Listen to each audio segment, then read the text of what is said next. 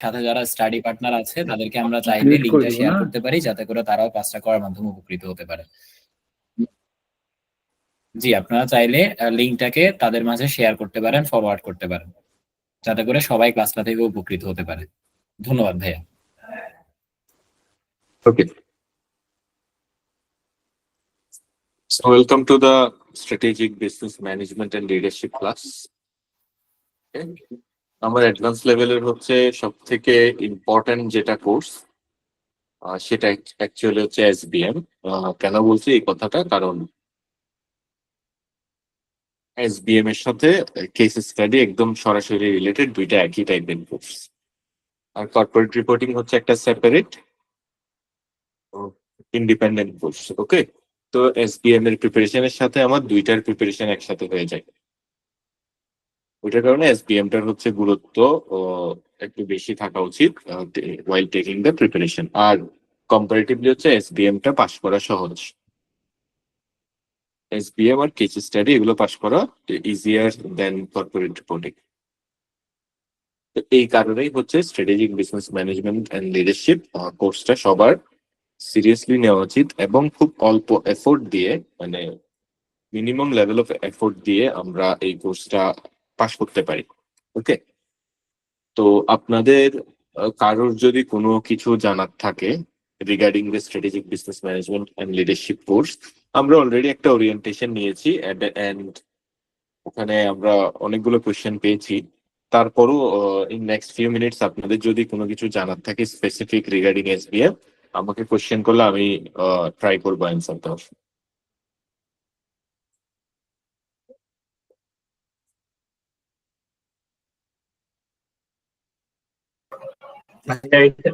এখানে এখানে কারোর কি কোনো কোয়েশ্চেন নাই? বেশি দিতে হবে। এর আগে আপনি কোশ্চেন দেখাইছিলেন, ম্যাথ দেখি মাঝে মধ্যে আসে, মাঝে মধ্যে আসে না, খুব কম আসছে। এটাই তো আমি ওই দিন আমি বলেছিলাম যে ম্যাথের যে ইম্পর্টেন্সটা সেটা এসবিএম এ কম্পারেটিভলি একটু কম, বাট ম্যাথের যে মার্কসটা, হ্যাঁ, এটা হচ্ছে তোলাটা খুব ইজি। ফর এক্সাম্পল 80% থিওরিও যদি কেউ পারফেক্টলি আনসার করতে পারে, ওর পাস হওয়া উচিত। ওকে, ওর ম্যাথ আনসার করা নাই ফেল হবে এরকম কোনো কিছু না। বাট 20% ম্যাথ যদি আসে, ওটা ভালোভাবে আনসার করতে পারলে ওখানে প্রচুর মার্কস তুলে ফেলা যায়।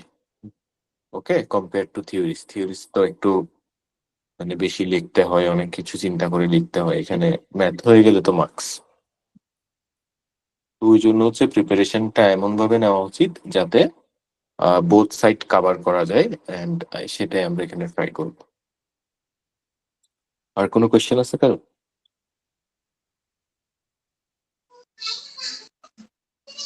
আসসালামু আলাইকুম ভাইয়া। জি, আসসালামু আলাইকুম। জি ভাই বলেন।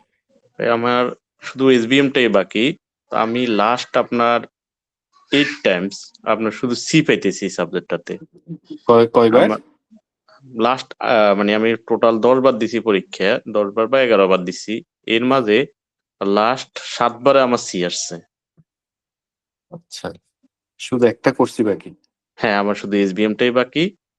কিন্তু এখন প্রবলেমটা কোথায় বা কিভাবে আপনার আরো মানে এটাই বুঝতে পারতেছি না। এবারও মনে করছি হয়তো চলে আসবে, কিন্তু রেজাল্টে দেখেছি মানে এইভাবে আপনার লাস্ট মানে 7 টাইমস। কতবার মানে কত আনসার করছিলেন এবার? এবার আমি আনসার করছি 95, মানে 100 এ দিছি। লাস্টের দুইটা কোশ্চেন হয়তো আপনার 10 মিনিটের মধ্যে দুইটা থিওরি দিয়ে আসছি, অলমোস্ট 100 এ দিয়ে আসছি। বুঝতে পারছি। এটার সমস্যাটা যেটা হইতে পারে সেটা হচ্ছে আপনি মনে হয় কোনো কমন পড়াশোনাগুলো আপনার মাথায় সেভ করছেন, বুঝছেন? জি, তো কমন পড়াশোনাগুলো সেভ করছেন, আর কোয়েশ্চেনের আনসার গুলাতে আপনি প্রত্যেকবার একই জিনিস দিয়ে আসতেছেন। মানে আপনি আপনার মাথায় স্ট্রাকচার সেট করে ফেলছেন এতবার পরীক্ষা দেওয়ার কারণে। আমার জি, মাথায় স্ট্রাকচার সেট হয়ে গেছে যে আমি এইভাবে কোয়েশ্চেন আসলে এইভাবে লিখবো, এইভাবে আসলে এইভাবে লিখবো, হ্যাঁ, আর আপনি জি, ওটাই লিখে আসতেছেন। বুঝতে পারছেন? জি, জি। প্রত্যেকবার ধাঁচটা চেঞ্জ হচ্ছে না। না, যেভাবে হোক মানে আনসার দিয়ে পরীক্ষার পর রেজাল্ট ওইটাই আসে আপনার প্রায়, মানে ওটাই কিছু কোশ্চেন তো ওটাই মানে। আসতেছে বিকজ হচ্ছে যে যে ইমপ্রুভমেন্টটা দরকার জি, জি, অ্যান্সারের মধ্যে ওইটা আসতেছে না। বাট হচ্ছে কি আপনার ওই কনসেপ্ট এবং কিছু প্রেজেন্টেশনেরও সমস্যা থাকতে পারে, না বাট হতে পারে। ওভারঅল প্রিপারেশন খারাপ না সিপাইলে। ওকে, জি জি এখন যেটা করতে হবে সেটা হচ্ছে জি প্রেজেন্টেশন, জি কনসেপ্ট জি এবং কি বলে রাইটিং সেট আপ, জি রাইটিং স্টাইল, এগুলো একটু চেঞ্জেস আনলে পাস হয়ে যাবে। আমি আর কোনো কিছু দেখতেছি না এখানে, বিকজ হচ্ছে বারবার 7বার সি পাওয়া, দ্যাটস রিয়েলি টাফ। হ্যাঁ, বাট জি এটা হচ্ছে একই জিনিস আপনার বারবার রিপিট হচ্ছে, আপনি চেঞ্জেস আনেন নাই। ওকে, জি এটার কারণে না, হচ্ছে এখন জিনিসটা তো আসেন। মানে মাঝখানে তো ম্যাথ বেশি আসছিল, এখন কিন্তু লাস্ট আপনার 3 টাইমস আপনার থিওরিটিক্যালের উপরে বেশি। আর এর আগে আপনার যখন 23 সালের মাঝামাঝি যে 2টা কোশ্চেন, ওখানে আবার ম্যাথ দিছে অনেক, ওই যে আপনার এসএসসি এর বই থেকে আপনার ওই যে ইয়ার অঙ্কগুলা, অনেকগুলা অঙ্ক এসিসিএ ইয়া। থেকে দিছে, এটা আপনি কেমনে জানেন? ওটা আমি পরে ওই এসএসসি এর আপনার একটা বই আছে, যে ইয়েটা আছে, অ্যাডভান্স ফাইন্যান্সিয়াল ম্যানেজমেন্ট, পরে আমরা দেখছি ওইখান থেকে হুবহু উঠে দিচ্ছে। আচ্ছা আচ্ছা, আপনি এটা ডিসকভার করছেন? হ্যাঁ হ্যাঁ, ওই হুবহু উঠে দিচ্ছে, মানে প্রথমবার মানে হ্যাঁ, ইয়ে করি না, পরের বার হচ্ছে কিছু পড়ে তিনটা গেছে। চারটা অঙ্ক দিচ্ছে, তিনটা চারটা অঙ্ক দিচ্ছে, ওখানে ওই থ্রি যে টাইমস। আপনার ওই যে অ্যাডভান্স ফাইন্যান্সিয়াল ম্যানেজমেন্ট, ওইখানে ওইটা থেকে কপি করছে। এবং আপনার দেখা গেল সিজিতে যে কোশ্চেনের নাম্বার ছিল 50, আমাদের দিছে হয়তো 25, এইভাবে ওই কোশ্চেন গুলো আমরা যা দিয়ে আসছি, কিন্তু ওই যে টাইম ম্যানেজমেন্টের কারণে পুরোটা হয়তো কমপ্লিট করতে পারি নাই, মানে তারপরও দেখলাম সি আসছে। আবার যখন পুরো থিওরি দিয়ে আসতেছি তখনও সি পাইতেছি। তার মানে সব থেকে বড় ল্যাকিংটা হচ্ছে আপনার এই প্রেজেন্টেশনে। আপনি কি জব করেন তাই না? নিশ্চয়ই জব হ্যাঁ হ্যাঁ। করেন obviously। আর আপনার সরি, উইকেন্ড কয়দিন, সাপ্তাহিক ছুটি কয়দিন? আমার সপ্তাহে ছুটি 2 দিন। 2 দিন না? আচ্ছা, জি নেক্সট যে সাপ্তাহিক ছুটি ওখানে হচ্ছে আপনি এসবিএম পরীক্ষাটা নিজে নিজে আরবাদ দিবেন। ওকে, জি জি স্ক্যান করে নোবেলকে পাঠাবেন আমাকে ফরওয়ার্ড করার জন্য। জি বুঝতে পারছেন? জি জি একদম এই যে এখন যে এরকম প্রিপারেশন আছেন, যেভাবে এক্সামে পরীক্ষাটা দিছিলেন, জি আচ্ছা আপনি হচ্ছে ওই পরীক্ষাটা আবার দিবেন, জি লাস্ট কোয়েশ্চেন যেটা সেটা। ওকে, জি জি পরীক্ষাটা দিয়ে নোবেলকে দিবেন আমাকে পাঠানোর জন্য না, বাই ওটা দেওয়া যাবে। কিন্তু ওকে। আমি আর ওই যে যেমন কেস হিস্ট্রিতে আমি ফার্স্ট টাইম দিছি, হয়ে গেছে। তারপরে আপনার কর্পোরেট রিপোর্টিং থার্ড টাইমে হয়েছে। আর এটা আমি ওই যে যখন আমি পিএল এ ছিলাম, যখন আমার ওই যে ট্যাক্স বাকি ছিল, তখন থেকে দেওয়া শুরু করছি। না, আনফরচুনেটলি এই সাবজেক্টে আমার হচ্ছে না। এটা হচ্ছে আল্লাহ তাআলা যখন রাখছে তখনই হয়ে যাবে, অসুবিধা নেই, বাট নিশ্চয়ই মিনিমাম কোনো ক্রাইটেরিয়া মিট হচ্ছে না। না, ওকে, সেটা তো অবশ্যই, তো এখন আটকায় রাখার কথা, ইচ্ছে করে তো আর কেউ কাউকে আটকায় রাখে না। জি এটা হচ্ছে মানে হয়তো ধরেন আমি আপনাদেরকে একটা ইয়া বলি, এবার হচ্ছে একটা স্ট্যাটিস্টিক্স বলি। ওকে, তাইলে জিনিসটা জি জি ক্লিয়ার। জি এখানে এসবিএম, শুধু এসবিএম বাকি এরকম কয়জন আছে? আর কেউ আছে? ওটা তো আর আমি বলতে পারবো না, আমি আমারটা বলতে পারি, আর এখানে তো আমার পরিচিত কেউ নাই, কিন্তু আর আমার কেউ পরিচিত আছে এরকম। এমনি কেউ রেসপন্স করবে যে শুধু এসবিএম বাকি? হ্যাঁ ভাইয়া, আমার এসবিএম বাকি। শুধু? ওকে, তো এখানে জুবাইদুর ভাইয়েরও এসবিএম বাকি। আর আচ্ছা, তো আমি একটা পোল দেখছিলাম, ওখানে মনে হয় 6-7 জনের শুধু এসবিএম বাকি ছিল জি গ্রুপের মধ্যে। আর এইটাকে কি বলে, আপনি যদি ওভারঅল চিন্তা করেন, ওকে, ফর এক্সাম্পল ওভারঅল হচ্ছে ক্লাস করতেছেন? ধরেন 15 জনের এসবিএম বাকি। ওকে, জি জি তাহলে এরকম কর্পোরেট রিপোর্টিং, শুধু কর্পোরেট রিপোর্টিং বাকি এরকম তো 50 জন আছে। না, কর্পোরেট রিপোর্টিং এ আমি যখন গত 23 সালে একবার হালিম ভাই আসি বলছে যে কর্পোরেট রিপোর্টিং এ প্রায় 160 জন তখন বলছে। আচ্ছা মানে এরপরও 3 টাইম পরীক্ষা হয়েছে, আর তখন এসবিএম এ বাকি ছিল 24, আর কেস স্টাডিতে আপনার 28 বাকি ছিল। আচ্ছা, শুধু একটা এর একটা করে এরকম, তাইলে টোটাল হ্যাঁ 100 এরকম জনের বাকি আছে, রাইট? প্রায় 200 এর কাছাকাছি, কারণ 160 জন তখনও বলছে যে কর্পোরেট রিপোর্টিং এ। ওকে, তাইলে প্রত্যেক জনে যদি শুধু ওই একটা করে দেয়, ওকে, জি আর ওই একটা করে যদি পাশ করায় তাইলেও 104 জন পাশ করাইতে হবে সি, রাইট? হ্যাঁ, কর্পোরেট রিপোর্টিং এর শুধু একটাই 160 জন পাস করাইতে হবে। কিন্তু এখানে প্রত্যেকটা কোর্স হয়তো পাশ করায় 10 জন। হ্যাঁ ওকে, জি তো জি আপনি যদি টপ টপ 10 জনের মধ্যে থাকেন আপনি পাশ করবেন। জি তো তাহলে মনে হয় ওরকম কোন একটা সিস্টেমে আপনি আটকে গেছেন। হ্যাঁ, বুঝতে পারছেন? এটাই। জি, জি। ওটার জন্য আপনার সাথে মানে এখন ইমপ্রুভমেন্ট কিভাবে করা যায় বা কি এই ইমপ্রুভমেন্ট টেকনিকটা আমাদেরকে। ইমপ্রুভমেন্ট হচ্ছে আমি 4টা পয়েন্ট বলছিলাম ওরিয়েন্টেশন ক্লাসে, আপনি ছিলেন? না, ওইখানে আমি ছিলাম না। ও 4টা পয়েন্ট আমি বলছিলাম। নাম্বার 1 হচ্ছে আপনার রাইটিং, ইংলিশ রাইটিংটা খুব ভালো হইতে হবে। ওকে, জি, জি। পরে ইকবাল ভাই নাম্বার 2 কি বলছিলাম? রাইটিং, তারপর ইন্ট্রোডাকশন, বডি এবং কনক্লুশন ঠিক করে স্ট্রাকচার ওইতে লিখতে হবে। আরো আমি টোটাল 4টা পয়েন্ট বলছিলাম। জি, তো এই 4টা পয়েন্টের মধ্যে ফার্স্ট অফ অল বলছিলাম হচ্ছে রাইটিংটা ভালো হইতে হবে, মানে ইংলিশটা ভালো হইতে হবে, নাম্বার 1। জি, নাম্বার 2 হচ্ছে you have to be very good in reading. Okay, কারণ জি, এসবিএম হচ্ছে অনেক দ্রুত আপনার পড়ে জিনিসটা ইনফরমেশনটা এক্সট্রাক্ট করতে হচ্ছে, রাইট? জি, জি, জি। নাম্বার 2 হচ্ছে রিডিং, আর নাম্বার 3 হচ্ছে প্রেজেন্টেশন। প্রেজেন্টেশন। ওকে, এই প্রেজেন্টেশন যেভাবে আপনি খাতার মধ্যে কিভাবে রিফ্লেক্ট করতেছেন ইনফরমেশন গুলাকে, জি, এটা হচ্ছে নাম্বার 3, জি, প্রেজেন্টেশন, রাইট? আর জি, নাম্বার ফোর যেটা বলছিলাম সেটা হচ্ছে কি, সেটা হচ্ছে আপনার maximum amount of question answer করা। ওকে, জি। ওকে। তো এই 4টা পয়েন্টে যদি আপনি কাজ করেন, কোথায় আপনার ল্যাকিং থাকতে পারে সেটা আপনার আগে আইডেন্টিফাই করে নিতে হবে। জি, তো বেশিরভাগেরই কোথায় ল্যাকিং থাকে, বেশিরভাগেরই ল্যাকিং থাকে হচ্ছে কি বিজনেস রাইটিংটা আসে না। বিজনেস। ওকে, আমাদের এসবিএম বই আপনি যদি একটু পড়েন বা বিজনেস স্ট্র্যাটেজি বই যদি আপনি পড়েন, দেখবেন যে জি, ল্যাঙ্গুয়েজটা একটা ধাঁচে লেখা, জি, ইটস কল্ড বিজনেস ল্যাঙ্গুয়েজ। আমরা যখন খাতার মধ্যে লিখবো, আমরা এই নর্মাল ইংলিশে যদি আমরা লিখি, অনেক সময় এটা টিচারদের দৃষ্টিগোচর হয় না। হ্যাঁ, ওকে, জি, তো এই ব্যাপারগুলা ঠিক করার জন্য আমরা 1 বাই 1 এখানে দেখবো কিভাবে ব্যাপারগুলোকে ডেভেলপ করা যায়। জি, জি, আমাদের মূল আলোচ্য বিষয় হচ্ছে একটা পয়েন্টে নিজেকে প্রিপেয়ার করা। জি। এক্সকিউজ মি, একটা কল রিসিভ করি।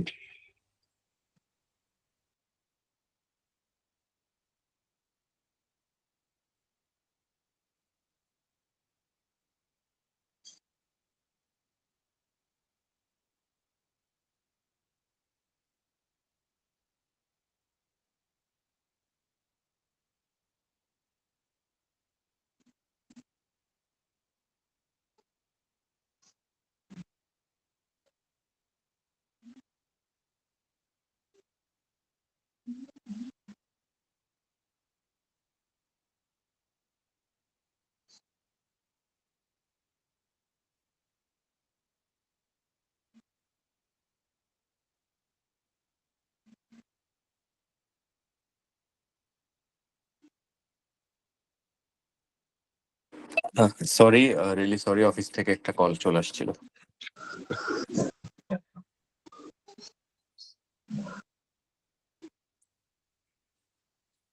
তো আমরা যদি আমাদের বইটা নিয়ে একটা অ্যানালাইসিস করি আমাদের কি কি পড়তে হবে, তো এর আগে আমি কোয়েশ্চেনটা খুলে দেখাইছিলাম যে আমাদের কি ধরনের কোয়েশ্চেন আসে। তো সেখানে আমরা একটা জিনিস অবজার্ভ করলাম যে আমাদের কিছু সংখ্যক কোয়েশ্চেন আনসার করার জন্য অনেক বেশি পড়াশোনা জানার দরকার নেই। ওকে, খুব সিম্পল কোয়েশ্চেন থাকে, এটা নিজের ল্যাঙ্গুয়েজে লিখতে পারলেই আমার মোটামুটি এটার আনসারটা দাঁড়ায় যায়। আর কিছু কোয়েশ্চেনের জন্য আমার বইয়ের পড়াশোনাগুলা জানতে হয়। তো ওই কোন কোন জিনিসগুলা বই থেকে আমাদের পড়তে হবে, এগুলা আগে একটু আমাদের আইডেন্টিফাই করে নিতে হবে, আমরা ওগুলাতেও কাজ করব। পাশাপাশি আমরা ওইগুলো রিলেটেড কোয়েশ্চেন গুলা কিভাবে লিখতে হবে ওটাও আমরা একটু ডিসকাস করব। ওকে, আর কারো কোনো কোয়েশ্চেন আছে in the mean time?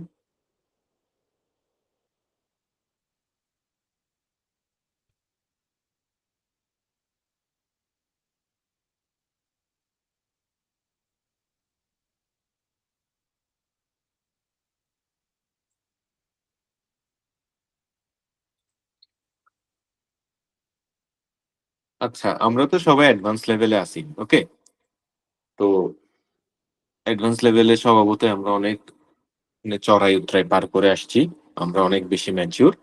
So আমাদের কিছু কি থাকবে, আমাদের কিছু হচ্ছে অবভিয়াসলি ব্যাকগ্রাউন্ড নলেজ আছে regarding all the courses of chartered accountancy.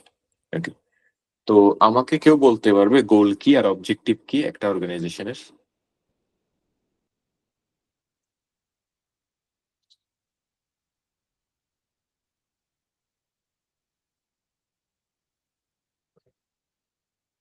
Hello,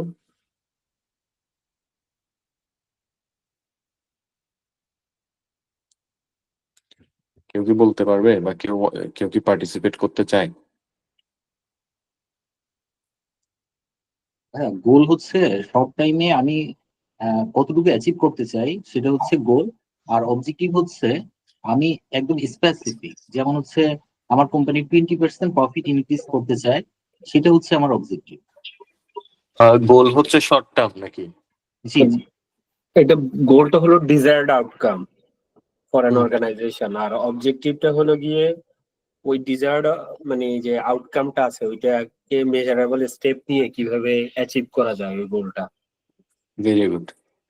তো এই যে উনি একটু ল্যাঙ্গুয়েজ ইউজ করলো না মিস্টার ইকবাল, জুবাইদুর ভাই, জি জি। উনি কাইন্ড অফ কিছু শব্দ ব্যবহার করছে না, জি কয়েকটা ডিজায়ারেবল আউটকাম, হ্যাঁ, গোলটা কেমনে অ্যাচিভ করা যায় থ্রু সাম মেজারমেন্ট, হ্যাঁ, এরকম কিছু শব্দ ব্যবহার করছে। তো এগুলো হচ্ছে মিসিং থাকে অনেক সময় লেখার মধ্যে। ওকে, তো আমার ডিজায়ার্ড আউটকামটা কি? আমার ফর এক্সাম্পল আমার গোল হচ্ছে চার্টার্ড অ্যাকাউন্টেন্ট হইতে হবে। ওকে, এটা হচ্ছে আমার গোল। আর আমার অবজেক্টিভ হচ্ছে এসবিএম পাস করতে হবে। ওকে, এসবিএম এ 50% মার্কস পাইলে আমি চার্টার্ড অ্যাকাউন্টেন্ট হইতে পারবো। তাহলে এখন আপনাদের অবজেক্টিভ হচ্ছে এসবিএম পাস করা, আর আপনাদের গোল হচ্ছে চার্টার্ড অ্যাকাউন্টেন্ট হওয়া। তো মানে কাইন্ড অফ ব্রডার, আপনার ডিজায়ার্ড আউটকাম হচ্ছে you want to be a chartered accountant, আর এটার জন্য your objective is to pass the courses. বুঝা গেছে? তো ঠিকভাবে একটা কোম্পানির ক্ষেত্রেও সেটা, একটা কোম্পানি যদি মার্কেট লিডার হইতে চায়, ওকে, একটা company best supplier of the, for example best supplier of what, soybean oil for example, হ্যাঁ, তাইলে এখন ও হচ্ছে best supplier of soybean oil হইতে চাই, এটা তার গোল। ওকে, তাহলে তার অবজেক্টিভ কি হবে? তার অবজেক্টিভ হবে যে যত বেশি সম্ভব সে কি মার্কেট শেয়ার অ্যাচিভ করতে পারে। ওকে, বা তার কোয়ালিটিটাকে কতটুকু ইনক্রিজ করতে হবে, এগুলো হচ্ছে তার অবজেক্টিভ।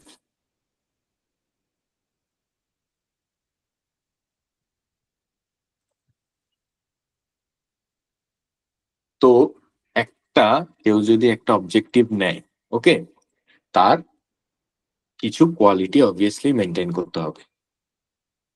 কেউ যদি একটা অবজেক্টিভ সেট করে, সে চাইলে তো একটা অবজেক্টিভ সেট করে ফেলতে পারবে না। এখন যদি ধরেন বসুন্ধরা গ্রুপ হচ্ছে তেল বিক্রি করে, সে মার্কেটে বেস্ট তেলের সেলার হতে চায়। এখন সে একটা অবজেক্টিভ সেট করলো যে আগামী 1 মাসের মধ্যে সারা বাংলাদেশে শুধুমাত্র সবাই বসুন্ধরা তেল খাবে, তার একটা অবজেক্টিভ। এখন সে এরকম একটা অবজেক্টিভ সেট করে ফেলছে, এখন এটা কি অবজেক্টিভ হইলো কিনা, এটা কি আসলে অবজেক্টিভের পর্যায়ে বা ডেফিনেশনে আছে কিনা, সেটা দেখার জন্য আমাদের দেখতে হবে যে অবজেক্টিভটা কি কিনা, স্মার্ট কিনা। ওকে, SMART, স্মার্ট কিনা। স্মার্টের এব্রিভিয়েশন হচ্ছে কি, সরি ফুল ফর্ম হচ্ছে কি, specific, S for specific, M for measurable, A for achievable, R for relevant, T for time related. এখন আমি কিছু ল্যাঙ্গুয়েজ বুঝাই দিব, আপনারা এগুলা লিখে ফেলতে পারেন এক্সাম পারপাসের কারণে। ওকে, এক্সাম পারপাসে আপনারা এগুলা লিখে ফেলতে পারেন।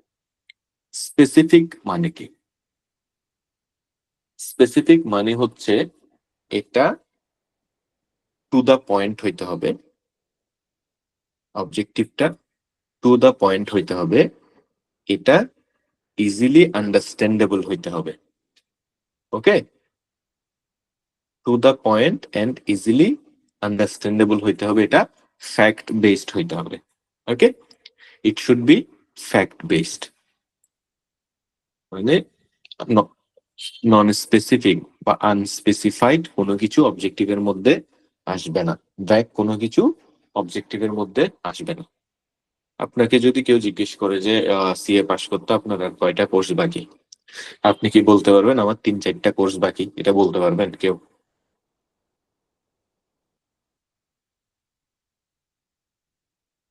হ্যালো, তো স্পেসিফিক্যালি না বলতে ভাইয়া। হবে আমার 3টা বাকি বা 4টা বাকি বা 2টা বাকি 1টা বাকি এভাবে তো বলতে হবে। জি yes, it should be specific. Okay, specific. should be specific. তাহলে to the point, fact based and easy to understand. বুঝা গেছে? Okay. Measurable. Measurable মানে কি? Measurable মানে হচ্ছে it should be measured in quantity. Okay? এখন কোয়ান্টিটি মানে কি? কোয়ান্টিটি মানে হচ্ছে 3টা কোর্স বাকি। কয়টা? 3টা। 3.5টাও হবে না, 3.1ও হবে না। It should be measured in quantity. আমার 5% সেলস বাড়াইতে হবে। That is my objective. A 5% it is a quantity which is measurable. বুঝা গেছে? 100 গ্রাম, 1 কেজি, 1 টন এরকম মেজারেবল হইতে হবে অবজেক্টিভটা। আনমেজারেবল কোনো কিছু কি হইতে পারবে না, অবজেক্টিভ হইতে পারবে না। যেটা which cannot be measured, it cannot be an objective. Clear?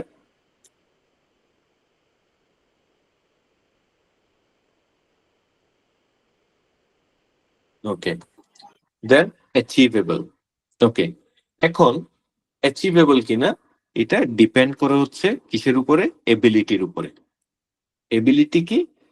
আমার সিএতে ফর এক্সাম্পল 3টা কোর্স বাকি অ্যাডভান্স লেভেল, আমি 3টাই দিব পরীক্ষা। তাহলে আমি যদি চিন্তা করি যে আমি 3টা পরীক্ষা একসাথে দিব, তাহলে আমি স্পেসিফিক হইলাম যে আমি পরীক্ষা দিব সিএ পরীক্ষা, আই হ্যাভ টু পাস। আমার 3টা কোর্স পরীক্ষা দিতে হবে, আমি মেজার করলাম 3টা পরীক্ষা দিব। ওকে, দেন অ্যাচিভেবল কিনা আমার সেটা জাজ করতে হবে। কেউ যদি চিন্তা করে যে আমি 20% মার্কেট গ্রোথ করব এই মাসে, 20% সেলস বাড়াবো, তাহলে এটি স্পেসিফিকও হইল, মেজারেবলও হইল, কিন্তু অ্যাচিভেবল কিনা সেটা চিন্তা করতে হবে। এখন যারা ভালো স্টুডেন্ট, এভারেজ স্টুডেন্ট, ওদের জন্য 3টা কোনো ব্যাপার না। যাদের একটু কষ্ট করে সময় নিয়ে বুঝতে হয়, ওদের জন্য 3টা একসাথে পরীক্ষা দেওয়া একটু ডিফিকাল্ট হইতে পারে। এই জিনিসটা হচ্ছে কি অ্যাচিভেবল কিনা। তাইলে যে যার জন্য অবজেক্টিভ সেট করবে সে তার এবিলিটি অফ অ্যাচিভমেন্ট তো জানবে, ওই এবিলিটি অফ অ্যাচিভমেন্টটা আছে কিনা সেটা চিন্তা করে অ্যাচিভেবিলিটি দেখতে হবে। ওকে, তাহলে নাম্বার 3 ডান। Number 4 relevant. আমি যদি এসএসসি এর বই পড়ি তাহলে আমার সিএ পরীক্ষায় পাশ হওয়ার সম্ভাবনা বাড়বে। ওকে, এটা হচ্ছে আমাদের একটা পারসেপশন অনেক সময় থাকে। এখন এসএসসি এর যে পড়াশোনা, এটা আমার পড়াশোনার সাথে রিলেভেন্ট কিনা এই জিনিসটা আমার দেখতে হবে। তাহলে আমি যে অবজেক্টিভটা নিচ্ছি, একটা কোম্পানি একটা অবজেক্টিভ নিছে, কি অবজেক্টিভ নিছে হচ্ছে তার 20% সেলস বাড়াইতে হবে। এই 20% সেলস বাড়ানোটা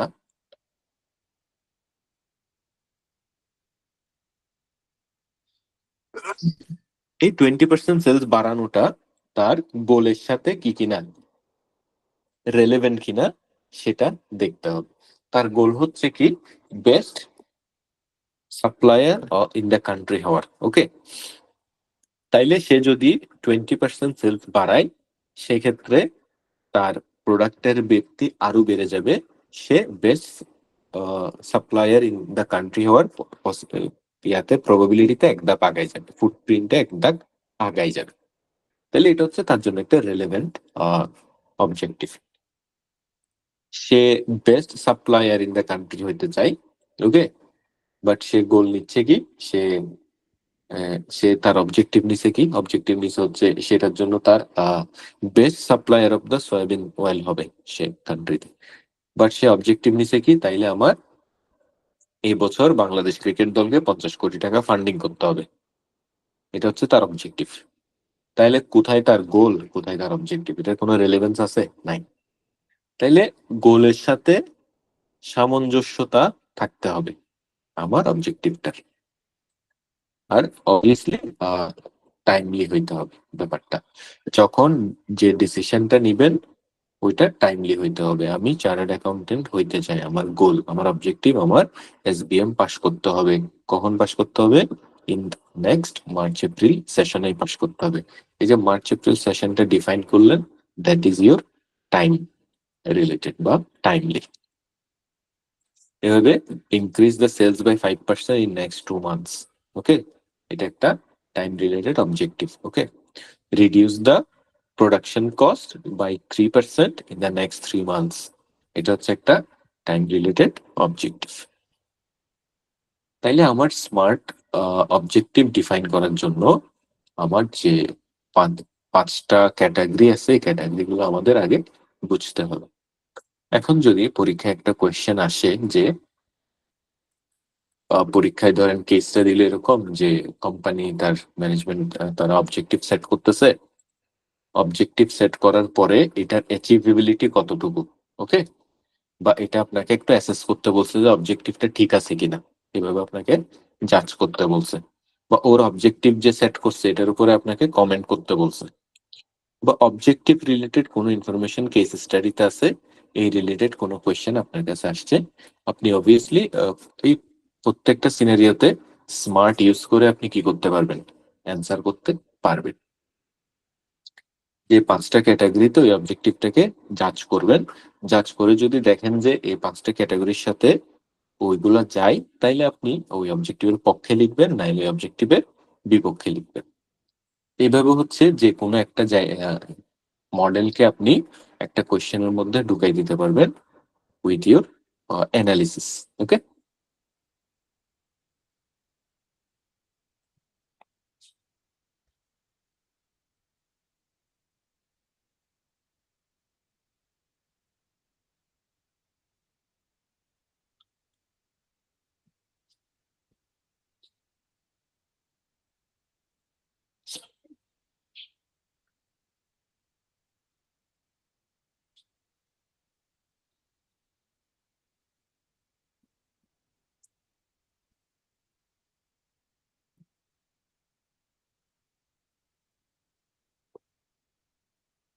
ওকে, আমার কিছু কিছু পয়েন্ট মুখস্থ থাকলে খুব বেশি ভালো হয়।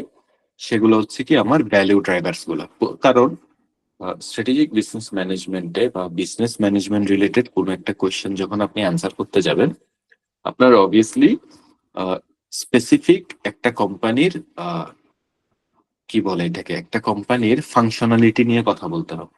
ওকে, তো ফাংশনালিটি গুলা কি কি, আপনি যদি একটা ব্রড একটা গ্রামীণ ফোনের কথা চিন্তা করেন, গ্রামীণ ফোনের ফাংশনালিটি গুলা হচ্ছে তার সফটওয়্যার ডেভেলপমেন্ট আছে, ওকে, তার সফটওয়্যার মেনটেনেন্স আছে, তারপরে তার হচ্ছে সফটওয়্যারের মেনটেনেন্সের পাশাপাশি হচ্ছে তার ডিফারেন্ট টাইপস অফ অ্যানালিস্টের এই এটাকে কি বলে টেস্টার আছে, যে কোডগুলা টেস্টিং করে। ওকে, শুধু সফটওয়্যারের ভিতরে অনেকগুলা কি আছে, ড্রাইভার আছে, যেগুলো পয়েন্টে পয়েন্টে ওই সফটওয়্যারের কন্ট্রোলটা থাকে।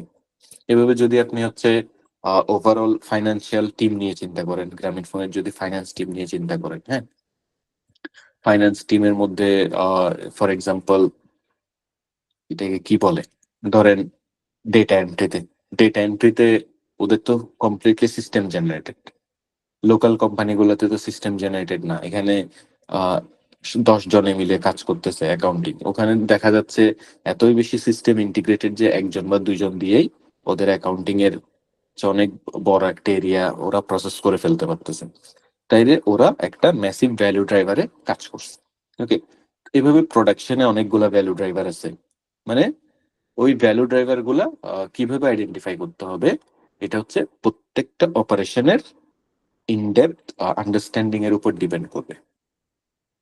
আমরা যদি শুধুমাত্র এখন সেলস নিয়ে কথা বলি, ফর এক্সাম্পল সেলস এর ভ্যালু ড্রাইভার গুলা কি, সেলস এর প্রথম ভ্যালু ড্রাইভার হচ্ছে আপনার সেলস এর চেইনটা।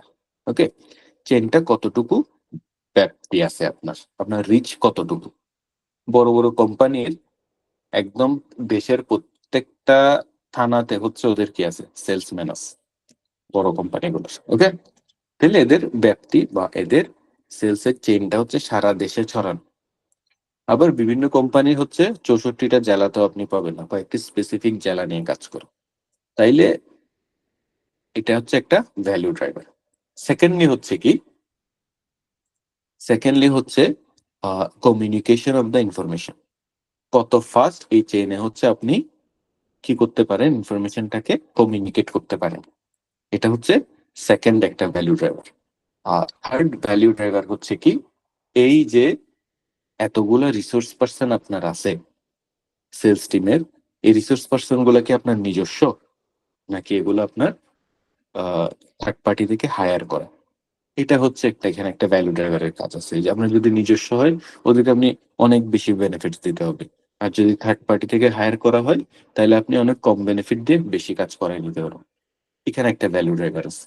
এভাবে আপনি ওভারঅল কোম্পানির ভ্যালু ড্রাইভার গুলো যদি আপনি বুঝতে পারেন যে কোন পয়েন্টটাতে কাজ করলে আপনি একটা ইফেক্টিভনেস আনতে পারবেন, ওই জায়গাটা বের করে নেওয়াটাই হচ্ছে ওইটা একটা ভ্যালু ড্রাইভার। এখানে কিছু দিছে, এগুলো হচ্ছে কি আপনার গ্রোথ রেট, সেলস এর গ্রোথ একটা ভ্যালু ড্রাইভার, এরপরে অপারেটিং কস্টকে কমানো একটা ভ্যালু ড্রাইভার, ট্যাক্স এক্সপেন্সটাকে কমানো হচ্ছে একটা ভ্যালু ড্রাইভার। ওকে, এরপরে ওয়ার্কিং ক্যাপিটালটাকে কন্ট্রোল করা একটা ভ্যালু ড্রাইভার, কস্ট অফ ক্যাপিটালটাকে কমানো একটা ভ্যালু ড্রাইভার। এভাবে আপনি প্রত্যেকটা জায়গাতে, প্রত্যেকটা অপারেশনে, প্রত্যেকটা পয়েন্টে আপনি অনেকগুলা ভ্যালু ড্রাইভার নিজের থেকেই বের করতে পারবেন, এবং ওই ভ্যালু ড্রাইভার ধরে কাজ করাটাই হচ্ছে আপনার অ্যান্সার। ওই ভ্যালু ড্রাইভারটাকে কেমনে ইমপ্রুভ করতে হবে, ওই ভ্যালু ড্রাইভারটাকে ইমপ্রুভ করে কেমনে বিজনেসে প্রগ্রেস করতে হবে, সেটাই হচ্ছে আপনার আনসার।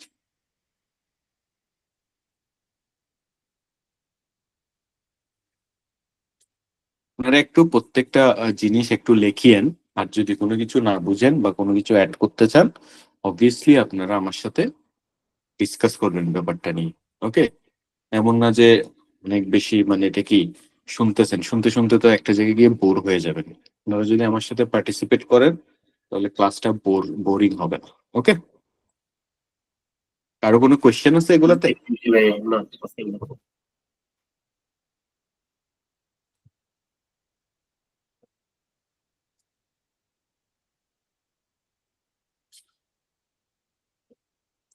আচ্ছা, আমরা তো হচ্ছে শেয়ার হোল্ডার ভ্যালু জিনিসটা জানি, তাই না? কেউ কি জানে না, বা কারোর কি ডাউট আছে এটা নিয়ে?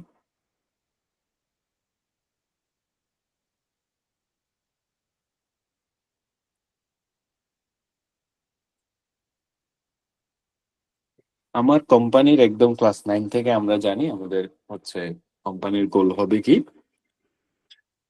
Maximising the share holder value. তো এই জিনিসটাকে বলে ভ্যালু বেসড ম্যানেজমেন্ট, যেখানে একটা অর্গানাইজেশনের প্রত্যেকটা স্ট্র্যাটেজি নির্ধারিত হবে যে ওটা শেয়ার হোল্ডারের ভ্যালুকে বাড়াচ্ছে নাকি কমাচ্ছে, ওইটার উপর ডিপেন্ড করে। এটা হচ্ছে ভ্যালু বেসড ম্যানেজমেন্ট। অনেক সময় কোয়েশ্চেন আসতে পারে ডিরেক্টলি যে what is value based management, then you need to write it যে framing the organizational strategy which focuses on the maximization of shareholders value, on the creation of shareholders value. এটা হচ্ছে value based management.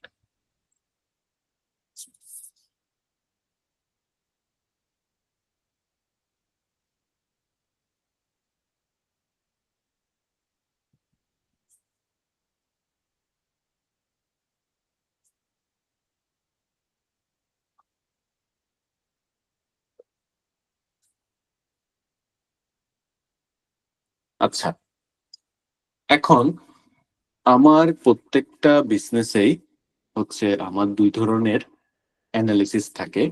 এটা হচ্ছে আমরা business স্ট্র্যাটেজিতে already দেখে আসছি, আমি business ফাইন্যান্সে দেখে আসছি। যারা একটু অনেক আগে বিজনেস স্ট্র্যাটেজি পাস করছে ওনাদের একটু রিকল করতে কষ্ট হতে পারে, বাট এভরিথিং স্টিল সেম।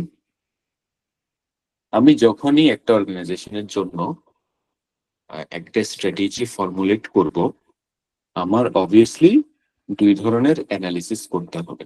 একটা হচ্ছে এক্সটার্নাল অ্যানালিসিস, একটা হচ্ছে ইন্টারনাল অ্যানালিসিস। এই দুই ধরনের অ্যানালিসিস হচ্ছে একদম ম্যান্ডেটরি। ধরেন আপনার একটা কোয়েশ্চেন আসছে যেখানে আপনাকে কোনো ধরনের টুল এক্সপ্লেন করে দেয় নাই, যে আপনি এই টুলটা ইউজ করে আপনি লেখেন, এভাবে বলে নাই। আপনাকে বলে নাই যে কি, যে আপনি পোর্টারস 5 ফোর্সেস দিয়ে এক্সপ্লেন করেন, এভাবে বলে দেন আপনাকে। জাস্ট জানতে চাইছে যে স্ট্র্যাটেজিটা কি নেওয়া উচিত হবে, এই ধরনের কোনো কোয়েশ্চেন করছে, বা how do you assess the strategy taken by the management of ABC company, এভাবে আপনাকে কোয়েশ্চেনটা করলো। ইন দ্যাট কেস আপনাকে যেটা করতে হবে, আপনাকে অবভিয়াসলি ওই কোয়েশ্চেনের মার্কস এর উপর ডিপেন্ড করে। ধরেন এখানে আপনাকে একটা ভালো অ্যামাউন্টের মার্কস দিয়েছে, কিরকম মার্কস, যে আপনি আপনাকে অমুক কোম্পানির ফাইন্যান্স ডিরেক্টর একটা ইমেল করছে, ইমেলে আপনাকে কোম্পানির আর ইন্ডাস্ট্রি কিছু ইনফরমেশন দিছে, এখন হচ্ছে ও আপনার থেকে জানতে চাচ্ছে ওর স্ট্র্যাটেজিটা কিরকম, এটাতে আপনাকে 20 মার্কস দিল, ফর এক্সাম্পল 15 মার্কস দিল, তখন কিন্তু আপনার একটু ভালো করেই লিখতে হবে। তো ভালো করে কিভাবে লিখবেন? ভালো করে হচ্ছে আপনার প্রথমে এক্সটার্নাল এবং কিছু ইন্টারনাল অ্যানালিসিস করে আপনার দেখাইতে হবে যে স্ট্র্যাটেজিটা আসলে কিরকম, স্ট্র্যাটেজিটা ফিজিবল কি। ওই জন্য internal analysis and external analysis টুলগুলো আমাদের মোটামুটি জানা থাকতে হবে, যেগুলো আমরা অলরেডি বিজনেস স্ট্র্যাটেজিতে পড়ছিলাম। তো কেউ কি আমাকে কয়েকটা এক্সটার্নাল অ্যানালিসিস টুল বলতে পারবে? ভাইয়া পোর্টার 5 ফোর্ট্রেস দিয়ে করা যাবে, তারপর প্যাস্কেল দিয়ে করা যাবে। পেস্টেল আর পোর্টার 5 ফোর্সেস, এছাড়া আর কিছু আছে? এছাড়াও আছে আর কি আছে? প্যাস্টেল দিয়ে মূলত এক্সটার্নাল ব্যাপারটাকে আমরা কনসিডার করব। ওটা ডায়মন্ড হ্যাঁ, দিয়ে সিরাজুল করা ভাই। যাবে। ইন্টারনাল কম্পিটেন্সিস যেগুলো আছে সেগুলো দিয়ে আমরা ইন্টারনালটা অ্যানালাইজ করব। ইন্টারনাল কম্পিটেন্সিস গুলো তার রিসোর্স, তার টেকনোলজি, এইগুলো আর কি। তো তার হচ্ছে ভ্যালু চেইন, ওকে, তার ভ্যালু চেইন, তার ডিস্টিংটিভ কম্পিটেন্স, তাই না, তার রাইট রাইট। তার স্ট্রেংথ উইকনেস, ওকে, এগুলো হচ্ছে তার রিসোর্স অডিট, ওকে, এরপরে হচ্ছে ব্যালেন্স স্কোর কার্ড। অনেকগুলো ইন্টারনাল অ্যানালিসিস টুল আছে যেগুলো দিয়ে আমি তার ইন্টারনাল যে কম্পিটেন্সিস স্টাডিটা, হ্যাঁ, ইন্টারনাল স্টাডিটা আমি করতে পারবো। আর এক্সটার্নাল এনভায়রনমেন্ট বা ইন্ডাস্ট্রি অ্যানালিসিস এর জন্য আপনি হচ্ছে পোর্টার 5 ফোর্সেস, এরপরে পেস্টেল অ্যানালিসিস, এরপরে ইন্ডাস্ট্রি লাইফ সাইকেল, এগুলো আপনি ইউজ করতে পারেন। ওটা ডায়মন্ড দিয়ে ইউজ করা যাবে ইন্টারন্যাশনাল। অফকোর্স ইন্টারন্যাশনাল, যদি ইন্টারন্যাশনাল বিজনেসের ক্ষেত্রে, হ্যাঁ হ্যাঁ, ইন্টারন্যাশনাল বিজনেসের ক্ষেত্রে আপনি ডায়মন্ড মডেলটা ইউজ করতে পারবেন।